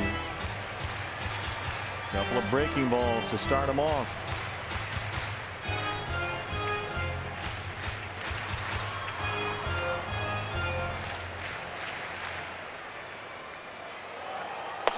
Bullpen will start to get busy for San Diego. That's Simber, the right-hander.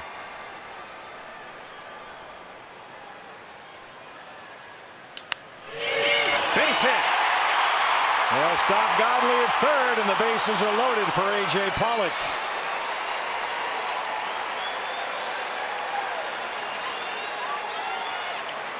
Goldie 2 for 3. A pretty good chance anybody in the lineup, with the exception of Zach Godley, and this game is tied up right now. 3 consecutive curveballs from Lucchese. Goldie rips the last one into left field. Yeah, you can see Godley was to the base before the ball got to Jankowski out there in left field, but just doesn't have the base running ability or the speed to score from second base on a hard hit ball. Here we go for AJ. He's 0 for 2. He's grounded out twice. Bases full of D-backs and 1 out. They trail it 1-0. You know, the Diamondbacks are still looking for their first grand slam this season. Gonna keep doing it until it works.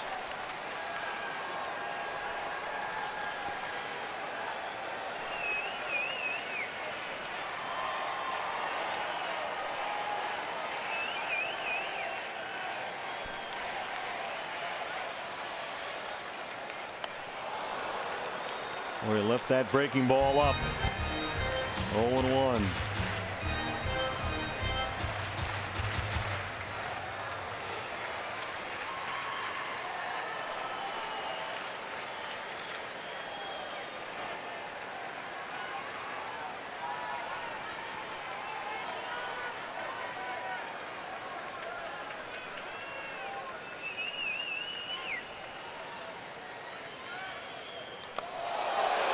Hit him, and we're tied at 1.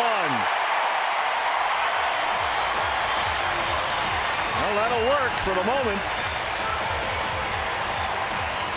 Just the beginning. Break the seal on that scoreboard. A fastball up and in. A.J. Pollock takes a grazer off of that elbow pad. That's the best kind of hit by pitch. You get an RBI and you don't get hurt. That's how Peralta was hit. Almost the same type of hit by pitch to start the ball game. Here comes Andy Green.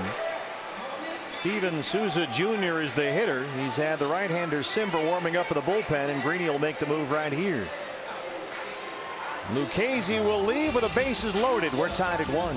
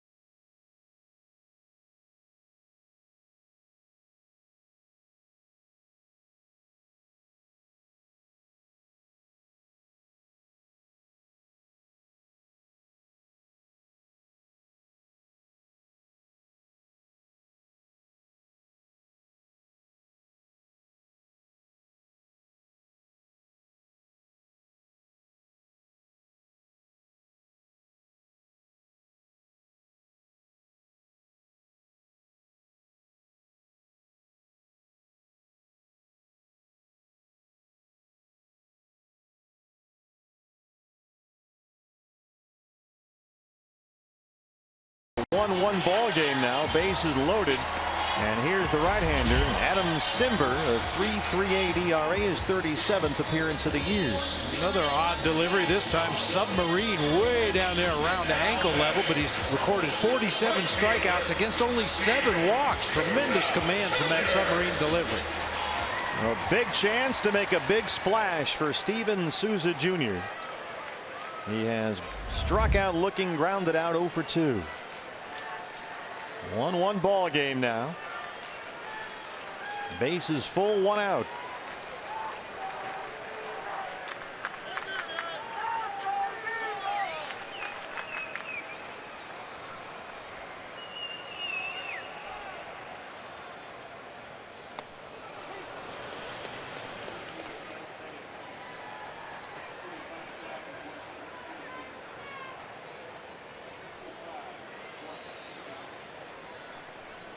Ahmed at third, Goldie at second, AJ at first.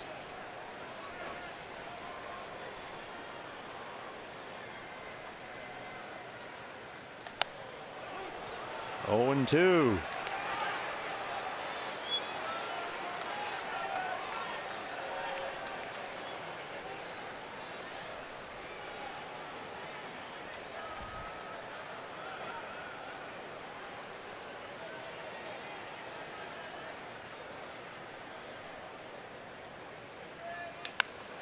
Tapper back to the mound. Simber can't handle it. They get the out at first, but Ahmed scores, and the D-backs take a 2-1 lead.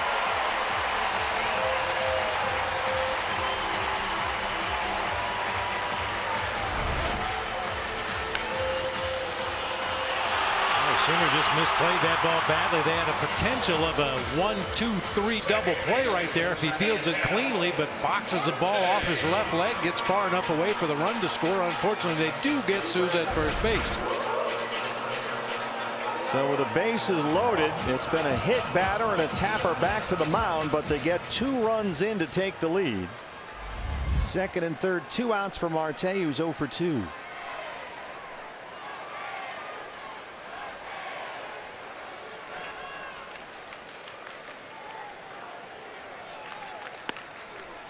Well, Simber's up there throwing strikes.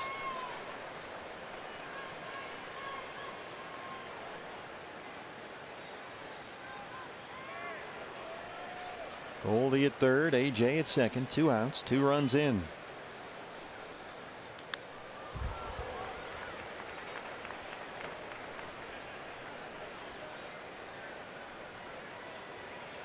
This is Adam Simber's MO. He throws a first pitch strike more than 65% of the time, so he's got that goofy angle. He comes right at you with it.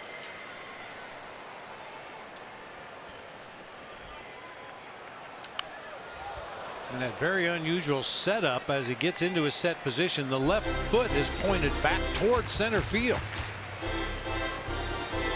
Keep that front side closed a little bit. Make sure that hip doesn't fly open too quickly. Watch the left foot after he gets his sign from Austin Hedges. He'll come up into that set position and point his toe straight out to center field.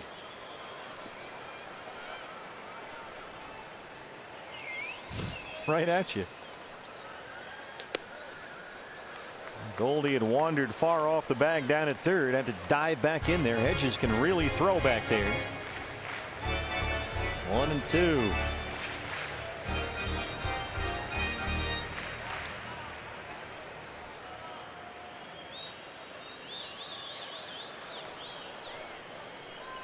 You get Simber pitching to Odubel Herrera. He'd be all messed up. Herrera's foot points back toward the catcher. The pitcher's foot points out toward center field. You wouldn't know which direction to throw the ball. It's podiatrist night here at the ballpark. Bullpen busy for the D-backs. Yoshi Hirano.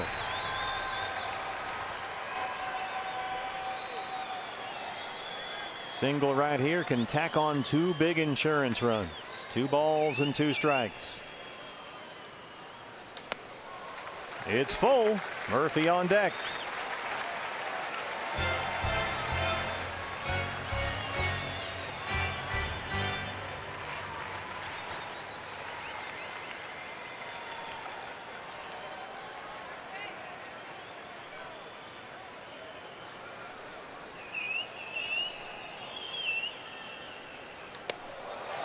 Missed inside, and the bases are loaded again.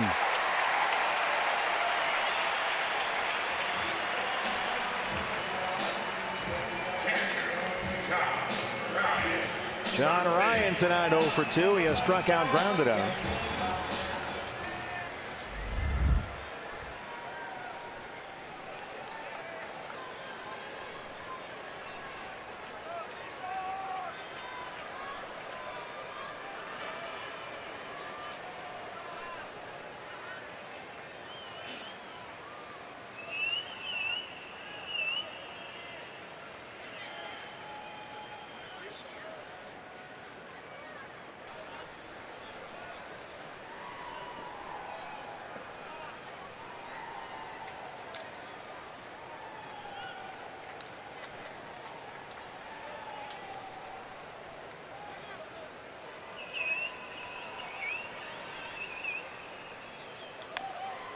How about this, Bob?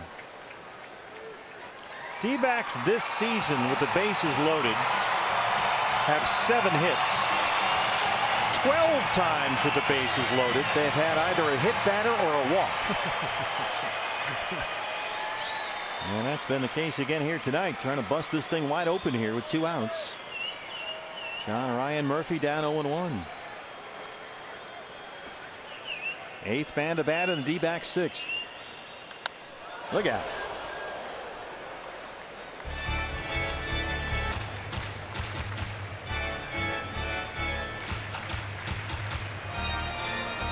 Bullpen busy once again for Andy Green. Robbie Erlin, the left-hander.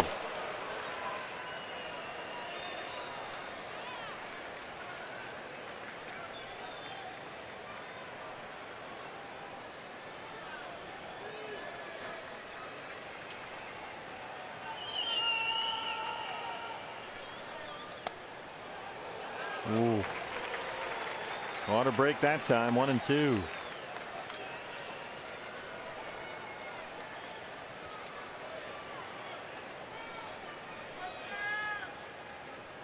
Goldie at third. AJ Pollock at second. Ketel Marte at first.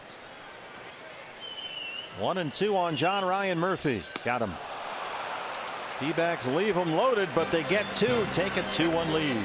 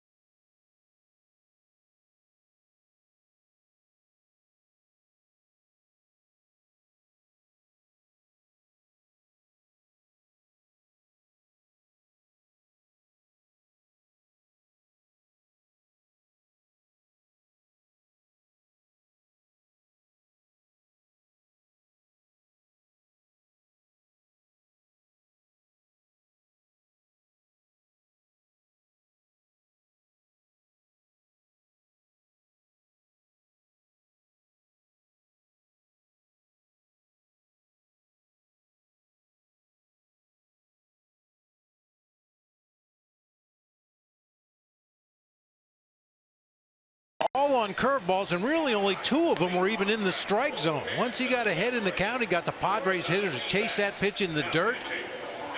That's one of the pitcher, Joey Lucchesi, right there. Only the 2nd strike he threw with that curveball on a 2-strike count. Outstanding job by Zach Godley tonight. Our nationwide vision eye on the game. It's an interesting call here and a tough one. Zach, the way he's been pitching, just outstanding. He retired the last 4 he'd faced, up to 7 strikeouts, just over 80 pitches. He hit for himself in the bottom of the inning, but here's Yoshi Hirano on with a 2-1 lead. Now Yoshi, as we saw on the 4th of July here the other night, had a rough outing. His scoreless streak ended. First batter he faced, Jairo Munoz, hit a home run against him. Hirano wound up giving up 4 runs in 2/3 of an inning. He'll face Manuel Margot, Freddie Galvis, Austin Hedges due up in the San Diego 7th, 6, 7, and 8. Margot 0 for 2.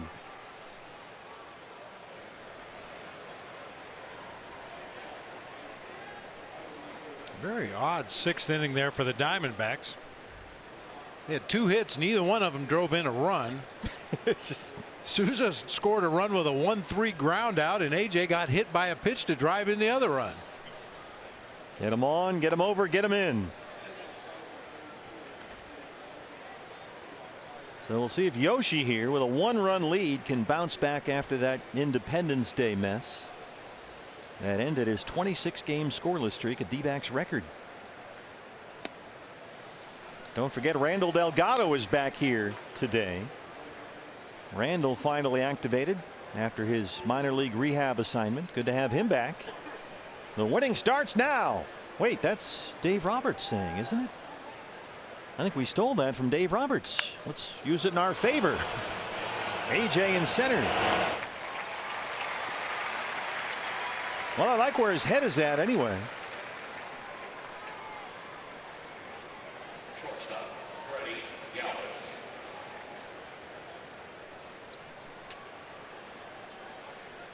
Here's the shortstop, Freddie Galvis, 0 for 2.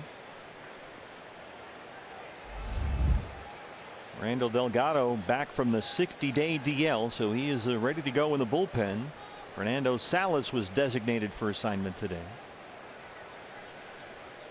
Tough decision for Torey Lovullo. We spoke with him about that, but boy, they have really missed Randall. And think about it, Bob, we haven't had Randall Delgado now basically for a full calendar year. He's been out. He got hurt midseason last year. And he has really been missed in that bullpen. He can be used almost. His versatility lets you use him 4th inning or 8th inning, anywhere in between. I mean, there have been times in the past when Randall Delgado was used for a spot start, when they needed somebody to come out of that bullpen and take somebody's spot in the rotation for a start or 2. And he was pitching so well doing that, they kept it going for a while there in midseason. So it's great to have Randall back. Now 1-2 on Galvis.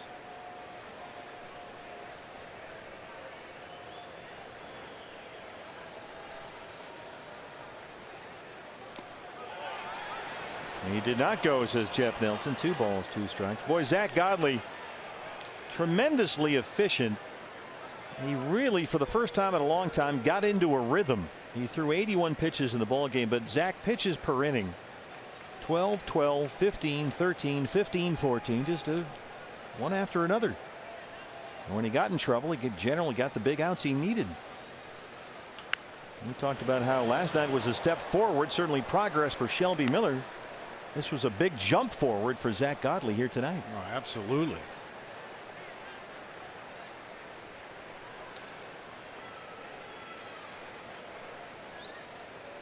As you said, he made his big pitches when he needed to. Padres 0 for 4 tonight with runners in scoring position.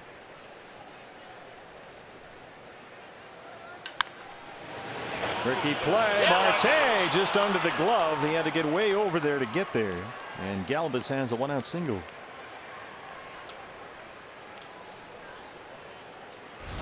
Marte covers so much ground on that second base side of the field. You feel like he could get to everything. That one just a little bit out of his reach as he goes into a slide. That one sneaks through into right field for a base hit. Here's Austin Hedges, the catcher. He homered in single last night. He doubled his last time up tonight, 1 for 2.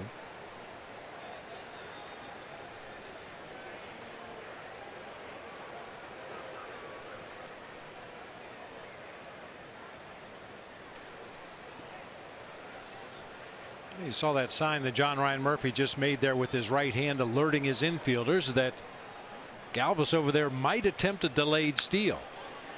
It's another one of those universal signs when your hand's kind of hopping to the right. Watch him over there. If he takes a couple of big steps on his secondary lead, he might just keep on going. Galvis has stolen 3 bases this year, but he's been caught 5 times. We talked about that delayed steal in the past. It's more of a steal on the middle infielders. If you get guys that drop their head after the pitch, start digging around in the dirt, or turn their backs to home plate and look out to the outfield, that's when you can occasionally pull that delayed steal. Missed with a splitter. It's 1-1.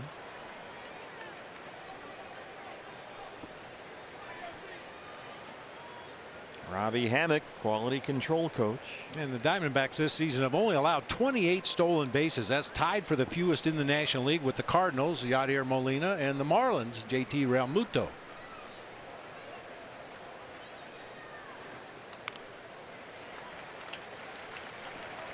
One and two on Hedges. Pitcher's spot is up next. Jose Pereira has come out in the on-deck circle for San Diego.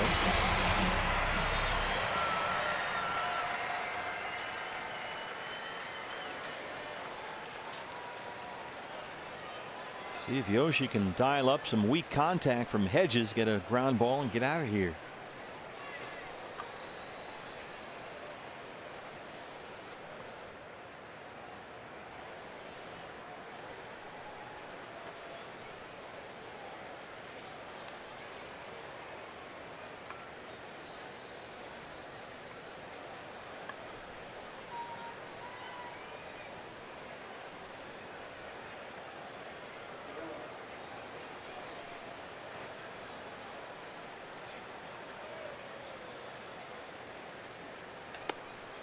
Fastball up, 2 balls and 2 strikes on the Padres catcher.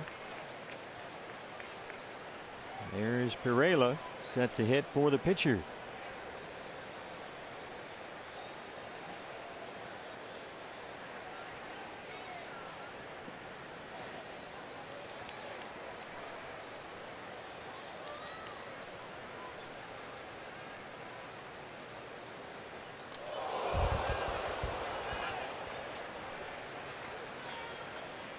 Well, now Hedges has been hit by a pitch.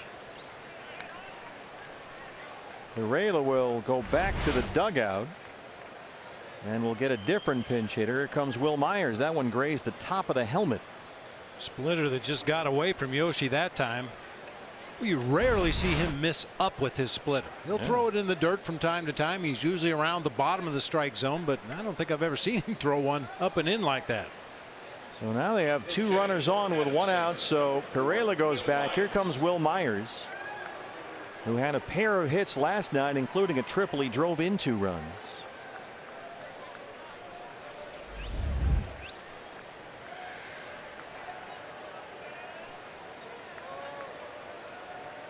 So this was the big bat that Andy Green was saving on his bench.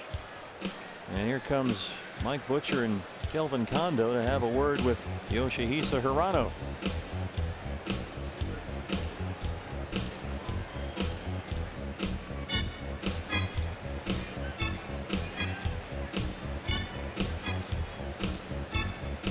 Dodgers are leading the Angels at the Big A. 1-0. They're in the 6th inning. The Giants hosting St. Louis. They're also in the 6th inning at AT&T Park. That game's tied at 1. And the Rockies at Safeco Field, Seattle, lead the Mariners 3-0. They're in the 5th inning. Top 4 teams in the National League West, all within 3.5 games of each other. And every game in the division now is going to be critical. And Kenta Maeda for the Dodgers tonight through 5 innings, only 1 hit. He struck out 8, has not walked a batter, and shutting out the Angels. So here we go. 2 on, 1 out, 2-1 ball game. Myers hits for the pitcher. This is a guy who is a .331 career hitter in this ballpark. He's homered here 5 times.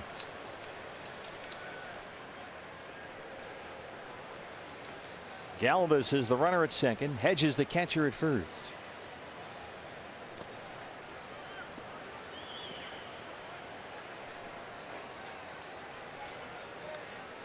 Will Myers has only played in 23 games all year. He had a nerve irritation in his right arm just days into the regular season. That cost him the first month. And then almost as soon as he came back, he strained his left oblique and missed about 50 more games. So he's barely played this year.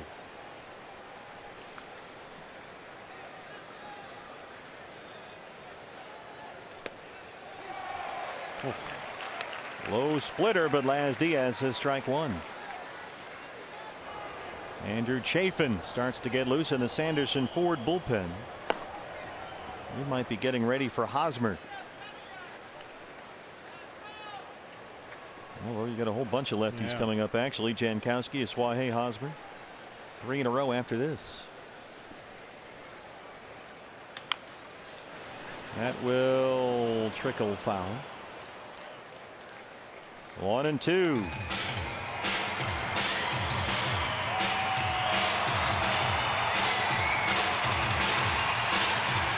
Boy, it'd be huge if Yoshi can dial up a double play ball right here. The pitcher spot is due up second for the Diamondbacks in the bottom half of this inning.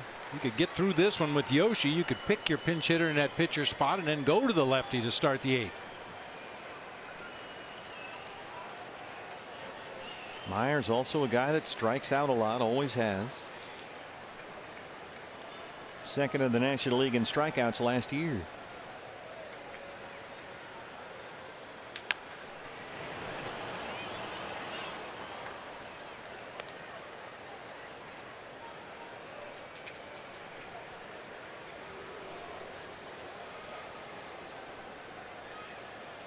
Yoshi in that appearance against St. Louis on the 4th of July really labored. He threw 28 pitches in that outing.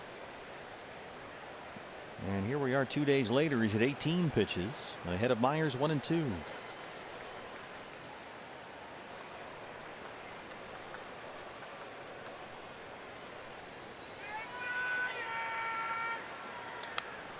Got a fastball but fouled it straight back.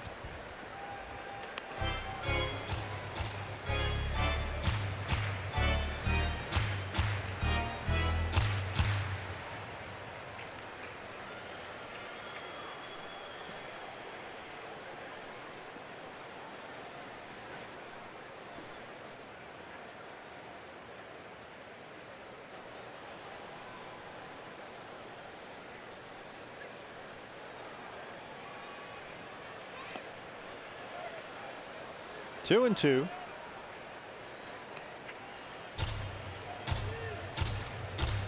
Travis Jankowski, the leadoff man on deck.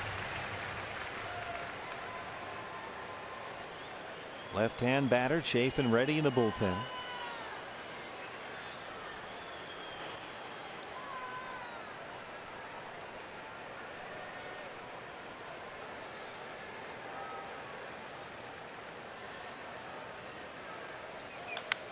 Back to the mound. They get one.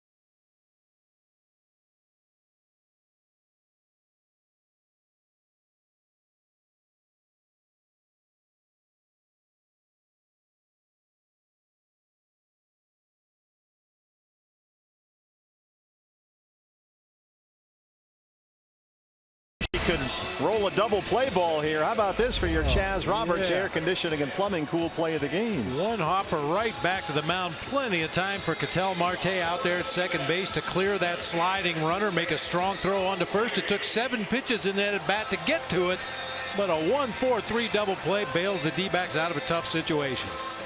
Keeps it a 2-1 Diamondback lead. New pitcher for the Padres, the right-hander Craig Stammen. He's been very good this year. 2.68 ERA, his 38th appearance. Chris Owings, the third baseman, leads off the D-backs 7th. Pitcher spot behind him, Daniel Descalso is in the on-deck circle.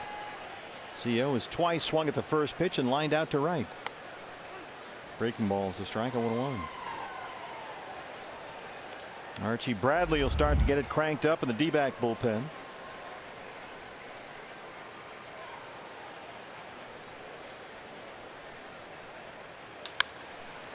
Galvis at shortstop.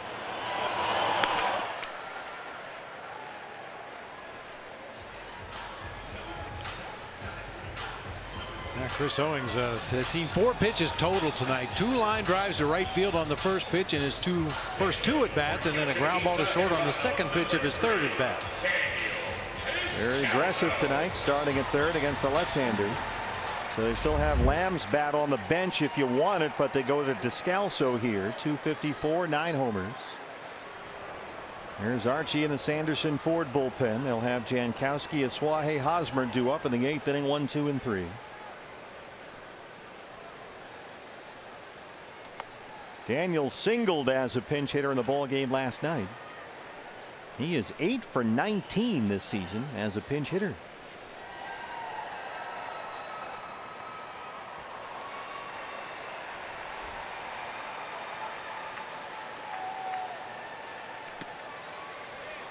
Oh, come on, Laz Diaz. Kidding me. Every night. That's just not close. Borderline strikes, no problem. 1-1.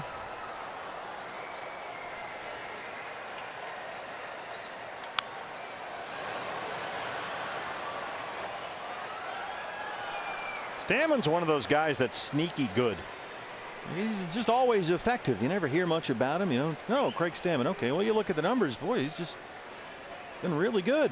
Big time strike thrower, 44 punch outs in 40 and a third innings, only 8 walks.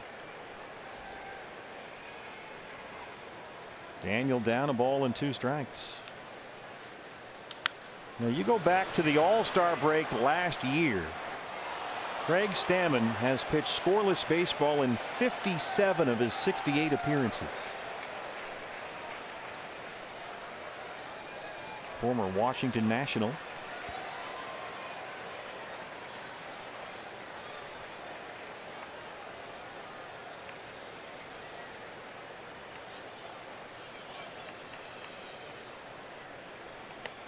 Padres, you think later this month they're going to get some calls on some of these bullpen guys like Stammen and of course Brad Hand, the closer.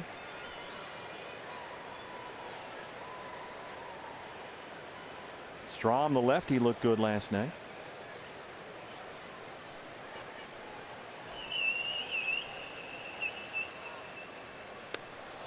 And Descalso strikes out, 2 down.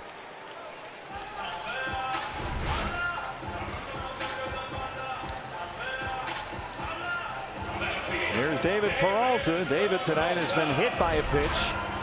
He flat out struck out, 0 for 2. He's got a 6-game hit streak on the line.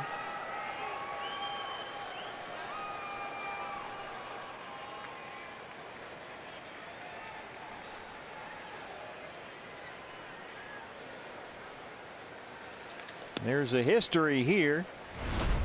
Petco Park, Peralta, Stammen, and he got every bit of this one. Yes, he did. I remember that one. That was way back. Look at those glorious brown and gold Padre uniforms. Just saying. 1-0.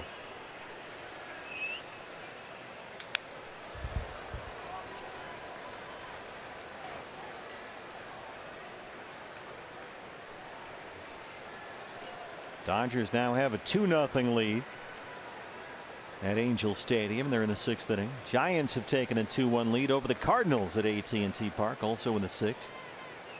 Rockies lead at Seattle 3-zip. Peralta sends this one out to Jankowski coming in.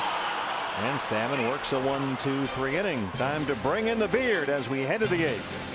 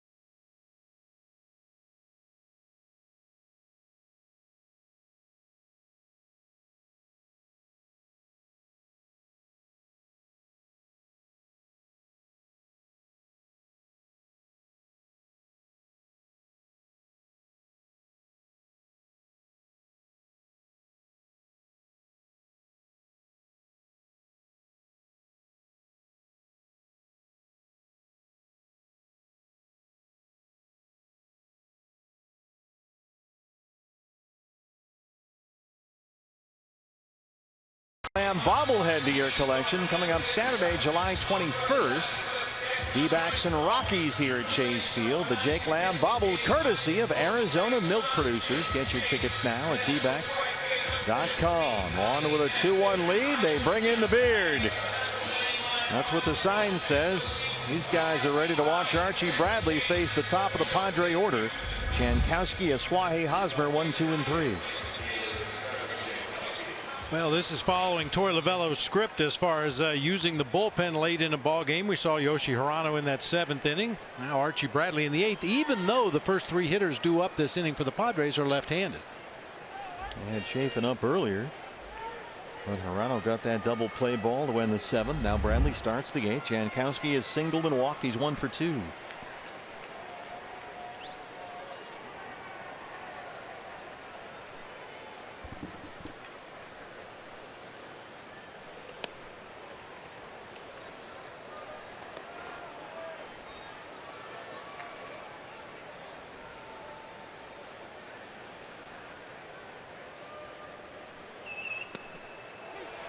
Boy, Laz Diaz continues expanding that strike zone. 1-1.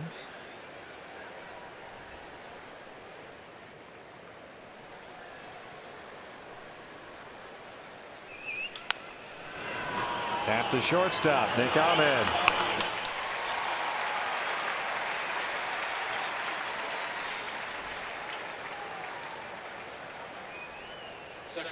Well, Asuaje had the big night last night. A triple, a single. He walked twice, scored twice, knocked in a run. He does have an RBI ground down tonight, but he's 0 for 3.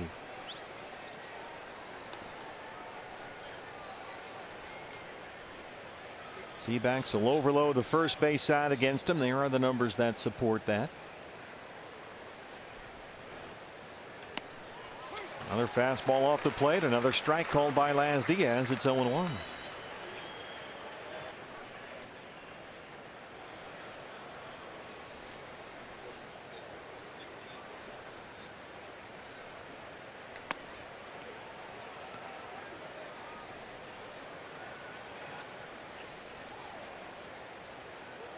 Boy, big night for the Phillies tonight. They beat up on the Pirates in Pittsburgh 17-5.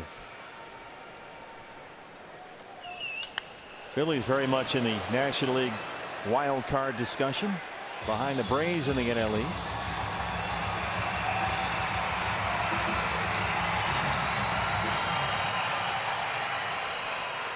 Atlanta lost at Milwaukee today 5-4.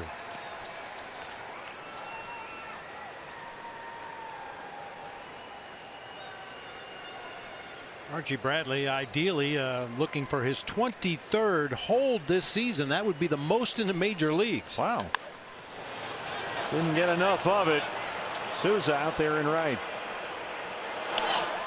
2 down. Yeah, the Seattle Mariners as a team lead the major leagues with 68 holds this season. The Diamondbacks right on their tail with 63, second in the majors. League average is 46. And Scott Service in Seattle getting all those holds, getting the ball to Diaz, who's just been a ridiculous wipeout closer this year for the Mariners, who are having a tremendous season. Here's Hosmer 0 for 3.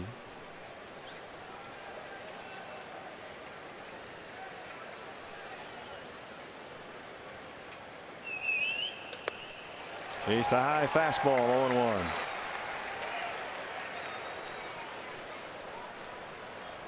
Padre bullpen. Kirby Yates, the right-hander, just back from paternity leave today.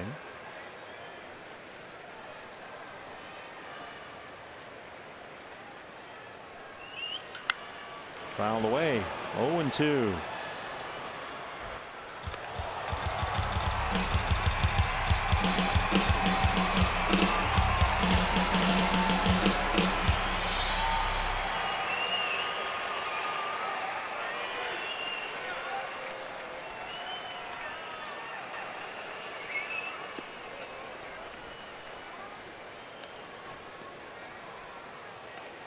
We're looking at that Mariner bullpen. Edwin Diaz, their closer, 34 saves. Next closest guy is Kimbrel with 26. They were saying he might be the first pitcher in Major League history to get to 40 saves before the break. He's on track. But Seattle, King Felix having a rough one tonight. The Rockies lead at Safeco Field 3-0 in the 6th inning. So everybody right now, the top 4 in the National League West, all winning. Swing and a miss. He struck him out. Archie Bradley, a 1-2 3/8. It's 2-1 Diamondbacks.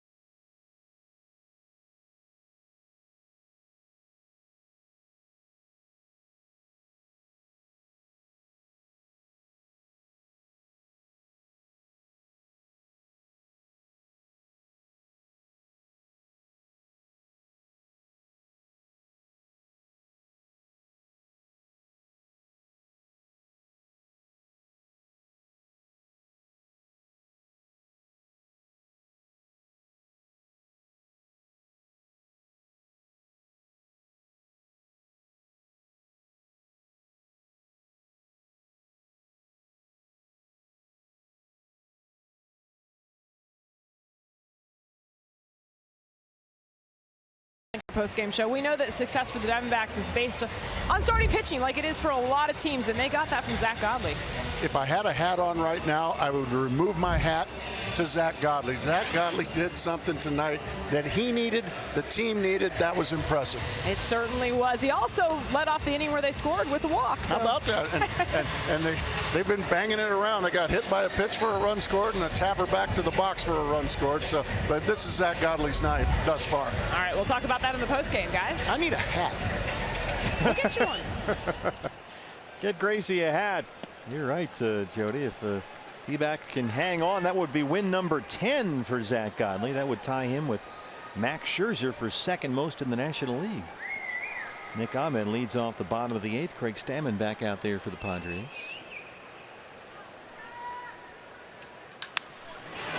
It's a fair ball over the bag and down the line. Jankowski's got it in the corner, and Nick Ahmed has his 17th double.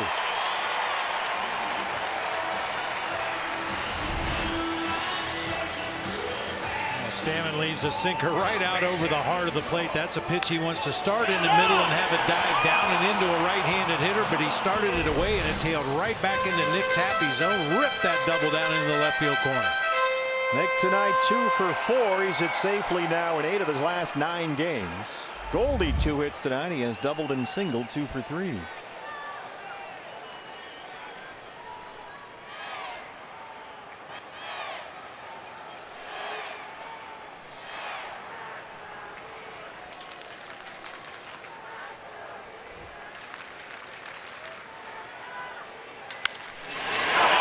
Short right at Galvis, and they retire Goldie. D-backs bullpen starts to get busy.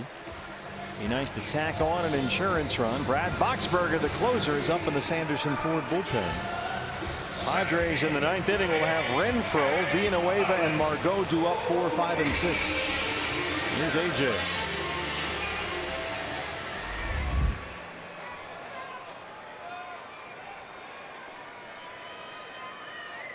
D-backs have played 10 2-1 games this season. That is the most 2-1 games in the major leagues. However, in those 10 games so far, they are just 4 and 6.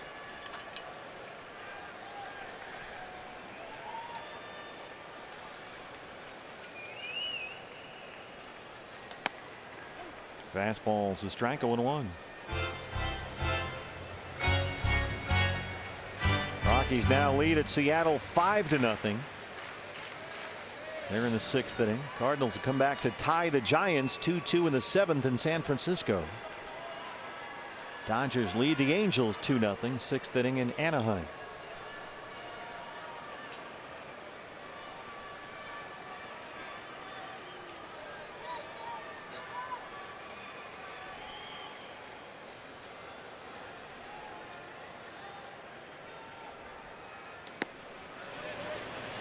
Did not go Manny Gonzalez. 1-1. Padres bullpen still busy. That's Phil Hughes down there. Former Yankee starter from a million years ago.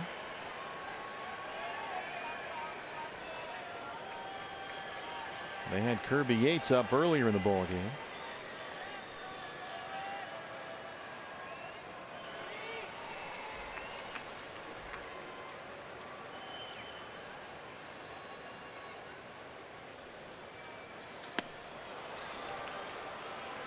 One and two.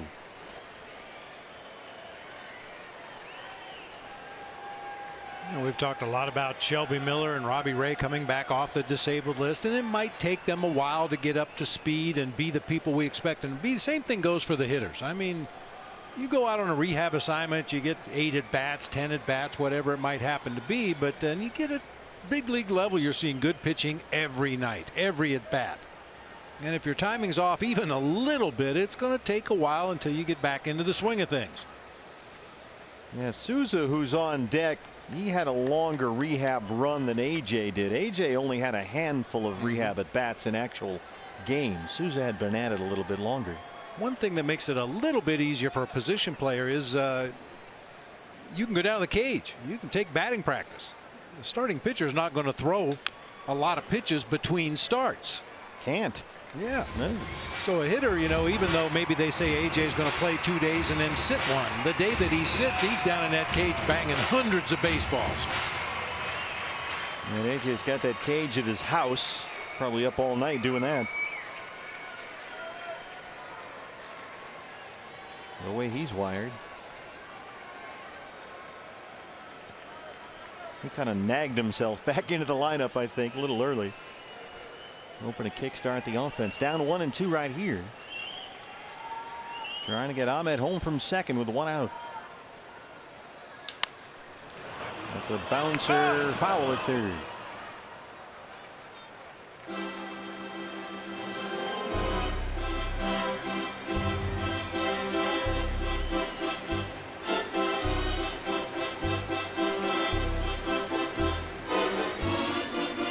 two teams here tomorrow night, fans. Robbie Ray and Tyson Ross. That's a pretty good pitching matchup. Don't forget a 7-10 start tomorrow night. D-backs live pregame show at 6:30 on Fox Sports Arizona. There's Robbie Ray. And we know the Diamondbacks offense has been hitting off that high velocity machine a lot recently. Maybe facing Tyson Ross, ought to set up a sliding machine. You might see 1 or 2 tomorrow night, or 70.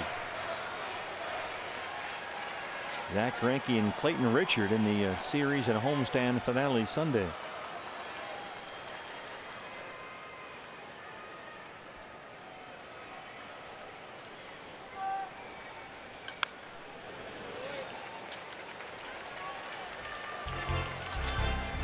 And Tyson Ross, one of those guys, either they sort of knock him out real early or he just dominates for 7-8 innings.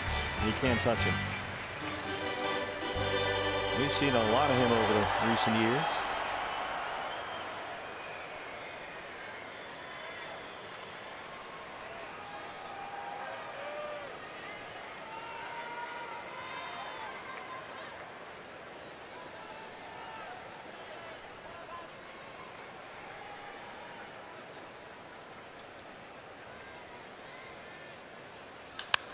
AJ blasts that to center. Margot is there. Here comes Ahmed. Well, he barreled that one up. That's a loud out number 2.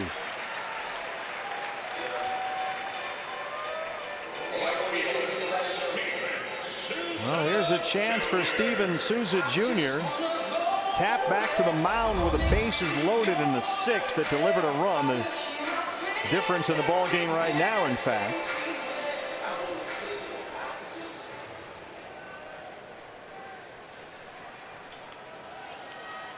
Oh for 3. Ahmed at third, 2 outs.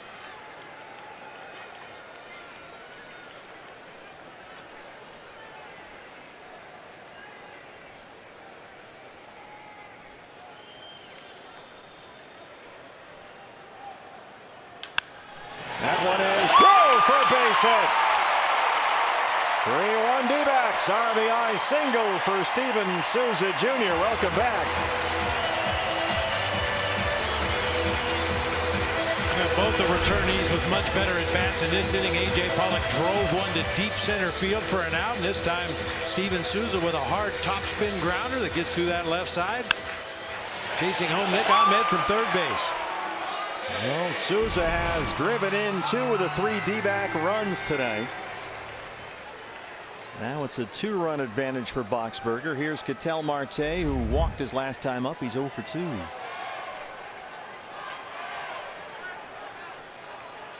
Boy, 2 out RBI hits. So critical.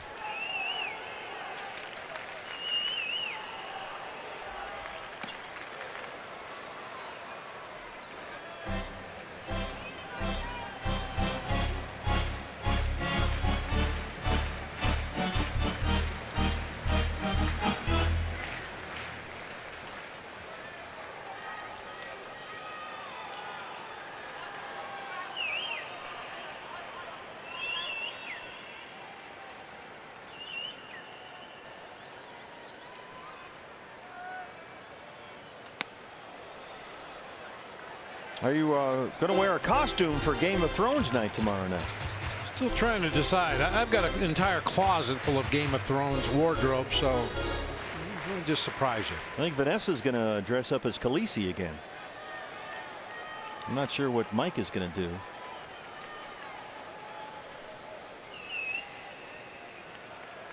Have to prepare something.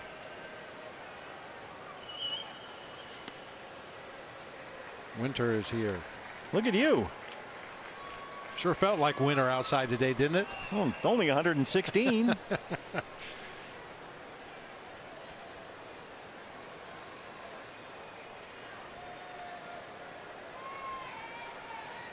Boy, how lucky are we? I mean, it's 116 outside. It's about 75 degrees inside the ballpark tonight. Just perfect. Nice and comfortable. So use our air conditioning. Come on out tomorrow night. Robbie Ray, Tyson Ross, Game of Thrones night at the ballpark. D-backs Padres. Ice Dragon bobblehead tomorrow. Send a Raven. Get a ticket.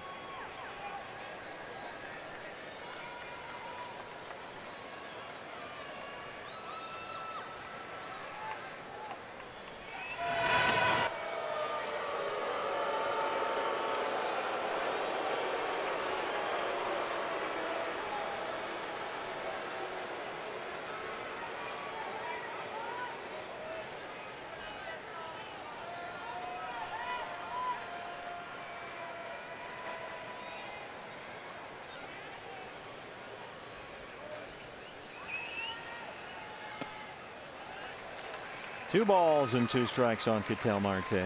Boxberger ready in the bullpen. D-backs trailed at 1-0, but they have got 2 in the 6th and now 1 more in the 8th.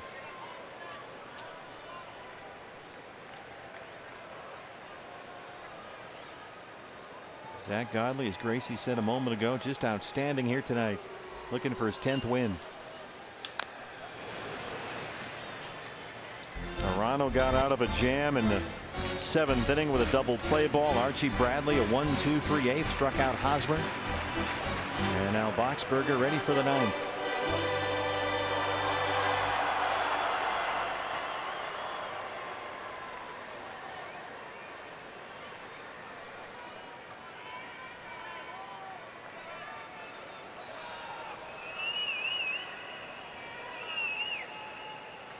Souza takes off in the dirt. Hedges throw. Not in time. Second stolen base of the year for Steven Souza Jr. Now a single can tack on 1 more run. Steven Souza Jr. can run a little bit. He had some stolen base seasons in the minor leagues at 25, 26. Got a great jump that time. Great slide into second base. Yeah, swiped 16 bags in Tampa Bay last year. Full count on Marte, 3-2. Murphy on deck.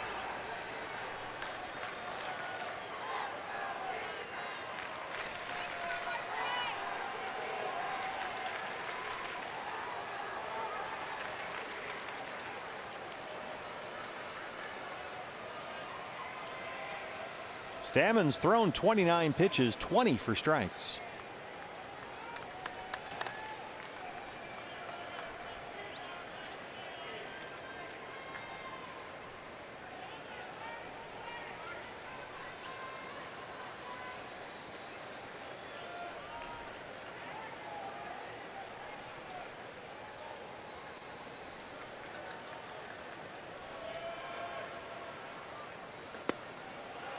Ball 4. Second walk tonight for Ketel Marte. Brings up John Ryan Murphy.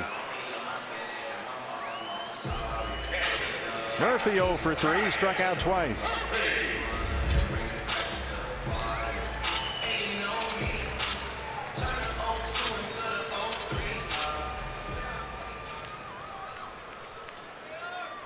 Two outs, a run is in. Souza at second and Marte at first.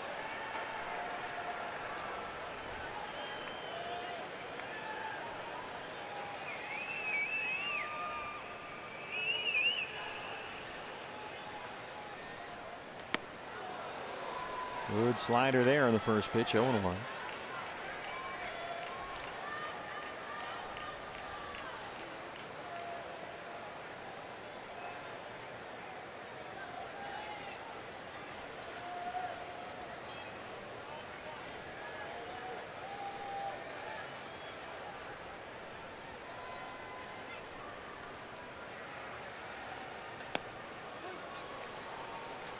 Well, you know, partner, we hear hitters all the time, especially after a game-winning hitter, game-winning home run, as Goldie always says. I just look for a good pitch to hit and try to put a good swing on it. Right now, John Ryan Murphy's not swinging good pitches, and he's taking the strikes. He's kind of in between, a little uncertain about whether to attack the strike zone or protect the plate. Swung at a slider off the plate to start the sequence, and then took a fastball right down the middle. Down 0-2.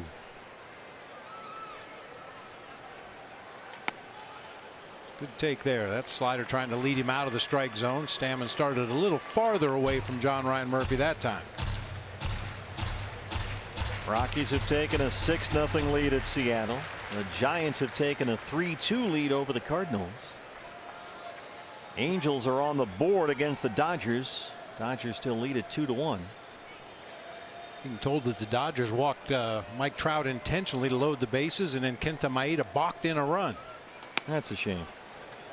Hate it when that happens. So every one of the top 4 teams in the NL West is winning right now. 4 teams all within 3.5 games of one another. Chris Owings on deck. 2-2 on John Ryan Murphy.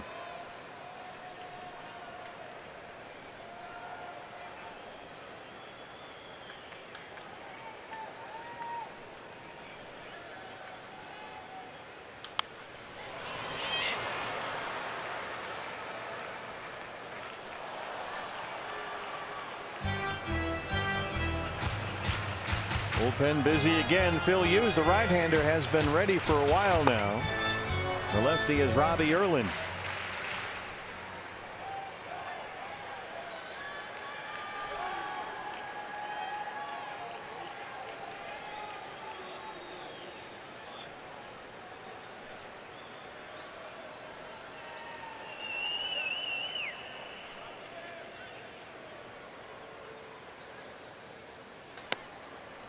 Lays off a fastball away.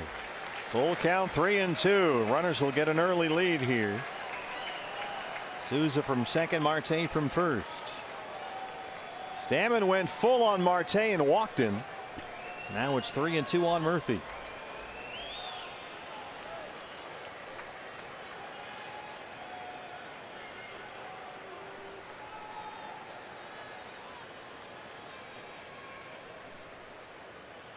There go the runners. That is a fair ball. Tough play for Villanueva. Throws off line. And the bases are loaded for CO.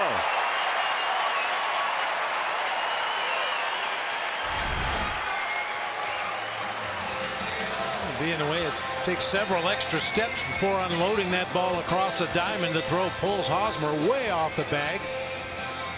Keeping the inning alive right here for Chris Owens. Well, you have Lamb's bat on the bench. John Jay has come out in the on-deck circle. Owens is still out there. Here's Andy Green.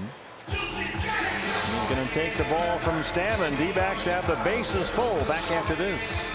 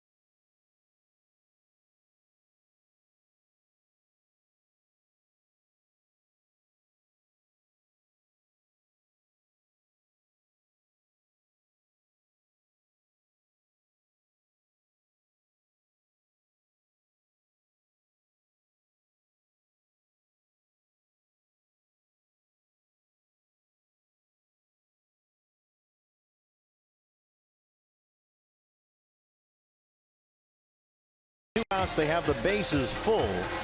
Chris Owens will be the hitter here from the Padre bullpen, the left-hander Robbie Erlin. Well, you notice one thing, everybody that trots in from that Padres bullpen are big-time strike throwers. Robbie Erlin's only walked 5 guys in 48 1/3 to go along with the 41 strikeouts. He has surrendered 6 home runs. Well, John Jay's in the on-deck circle. Pitcher spot is behind Owens. CO, the third baseman tonight, has been very aggressive up there. He's only seen a handful of pitches. He's 0 for 3.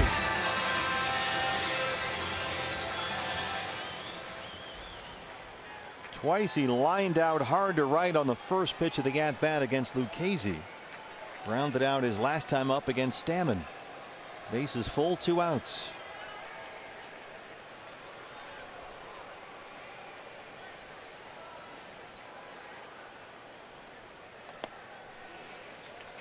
Takes a fastball low, 1-0.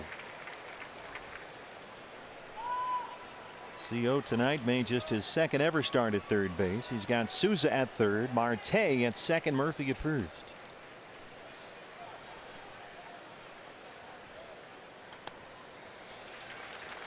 Wild changeup from Merlin. 2 balls and no strikes.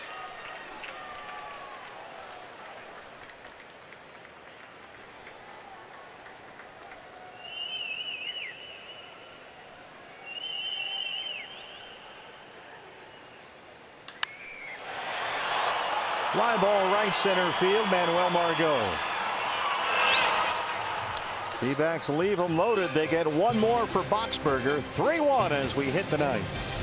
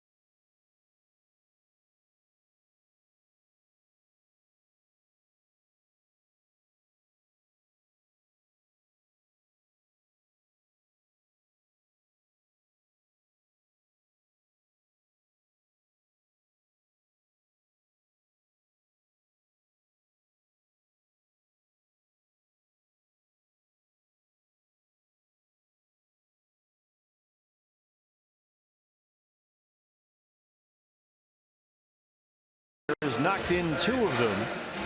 So it's a 2-run lead for the closer Brad Boxberger. 20 for 24 in his save opportunities this year. He got save number 20 here Tuesday night against the Cardinals.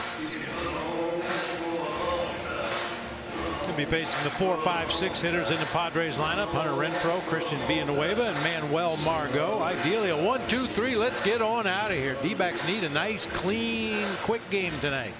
Sure do. Even up this series at a game apiece. Robbie Ray and Zach Greinke on the mound tomorrow night and Sunday. Padres only 1 run. That was back in the 3rd inning on an RBI fielder's choice by Carlos Asuaje. The Padres have been held to 1 or fewer runs at a game 18 times. Only the Marlins have done that more often. Renfroe, Villanueva, Margot, 4, 5, and 6 due up in the San Diego ninth. Renfroe singled in the 2nd against Zach Godley. He has struck out twice.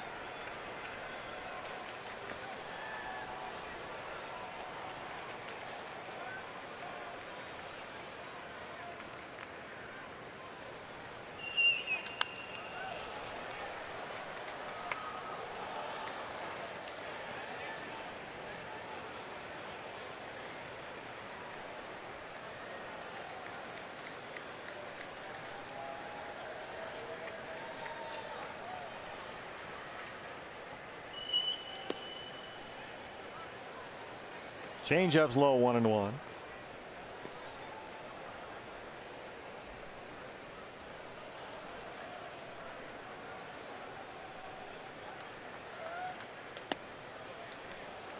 Renfroe is a guy who has struggled against right-hand pitching. He hit only about 200 versus righties last year. They don't want him to be just a platoon guy, so he's trying to work on this part of his game.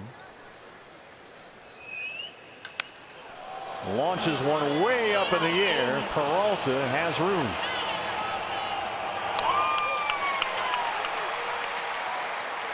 Big first out there in the 9th inning. A dangerous hitter in Hunter Renfroe, as you mentioned. First pitch fastball fouled away up above the top of the zone. Then he nibbles around with a couple of change-ups off that outside corner.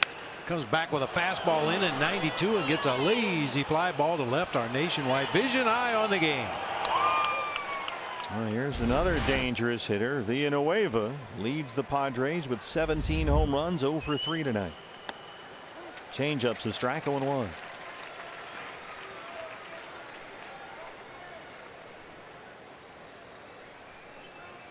Shift is on against Villanueva. Pretty much pulls the ball all the time. Fouls off a rare Boxberger slider, and he's ahead 0-2. Gracie and Jody standing by. D-backs live post-game show follows our ball game.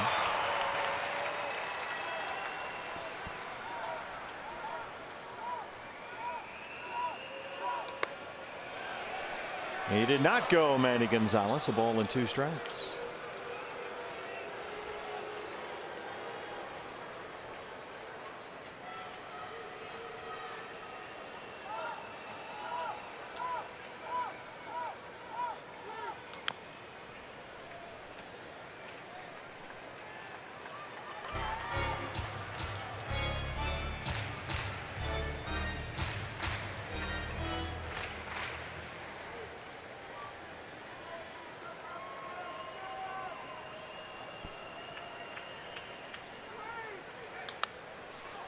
You saw John Ryan Murphy kind of rising up out of his crouch right there, giving that high target up and out over the plate, right where Brad Boxberger threw it. And usually after throwing a high 4-seam fastball, he comes right back with a changeup down. Fastball in. Fought it off. It stays fair. Owings charges. 2 down.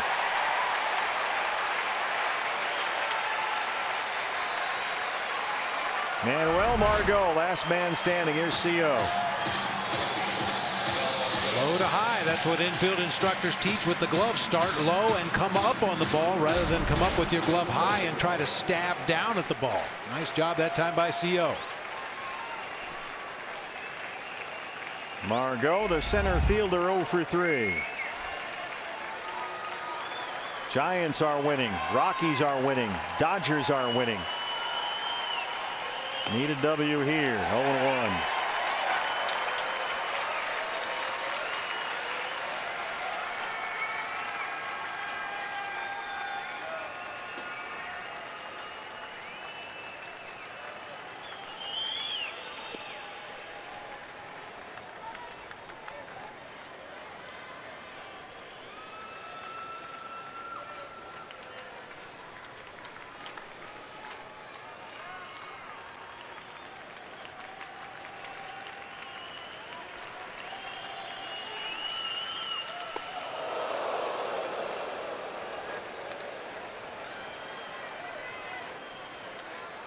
Nothing wrong with that. A command control pitcher that basically just throws 2 pitches every now and then. Stand somebody up. Don't let them lean out over the plate and take that outside corner away from you.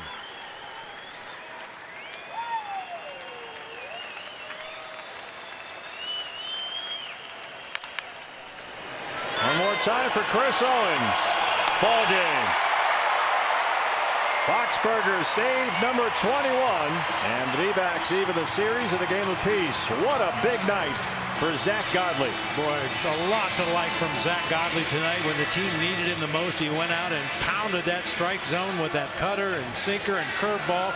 Gave up only 4 hits in his 6 innings of work, and most importantly, only 1 walk. Gracie and Jody are standing by. When we come back, it's D-backs live, the post-game show. Diamondbacks win tonight. They beat the Padres 3-1. Much more from Chase Field after this.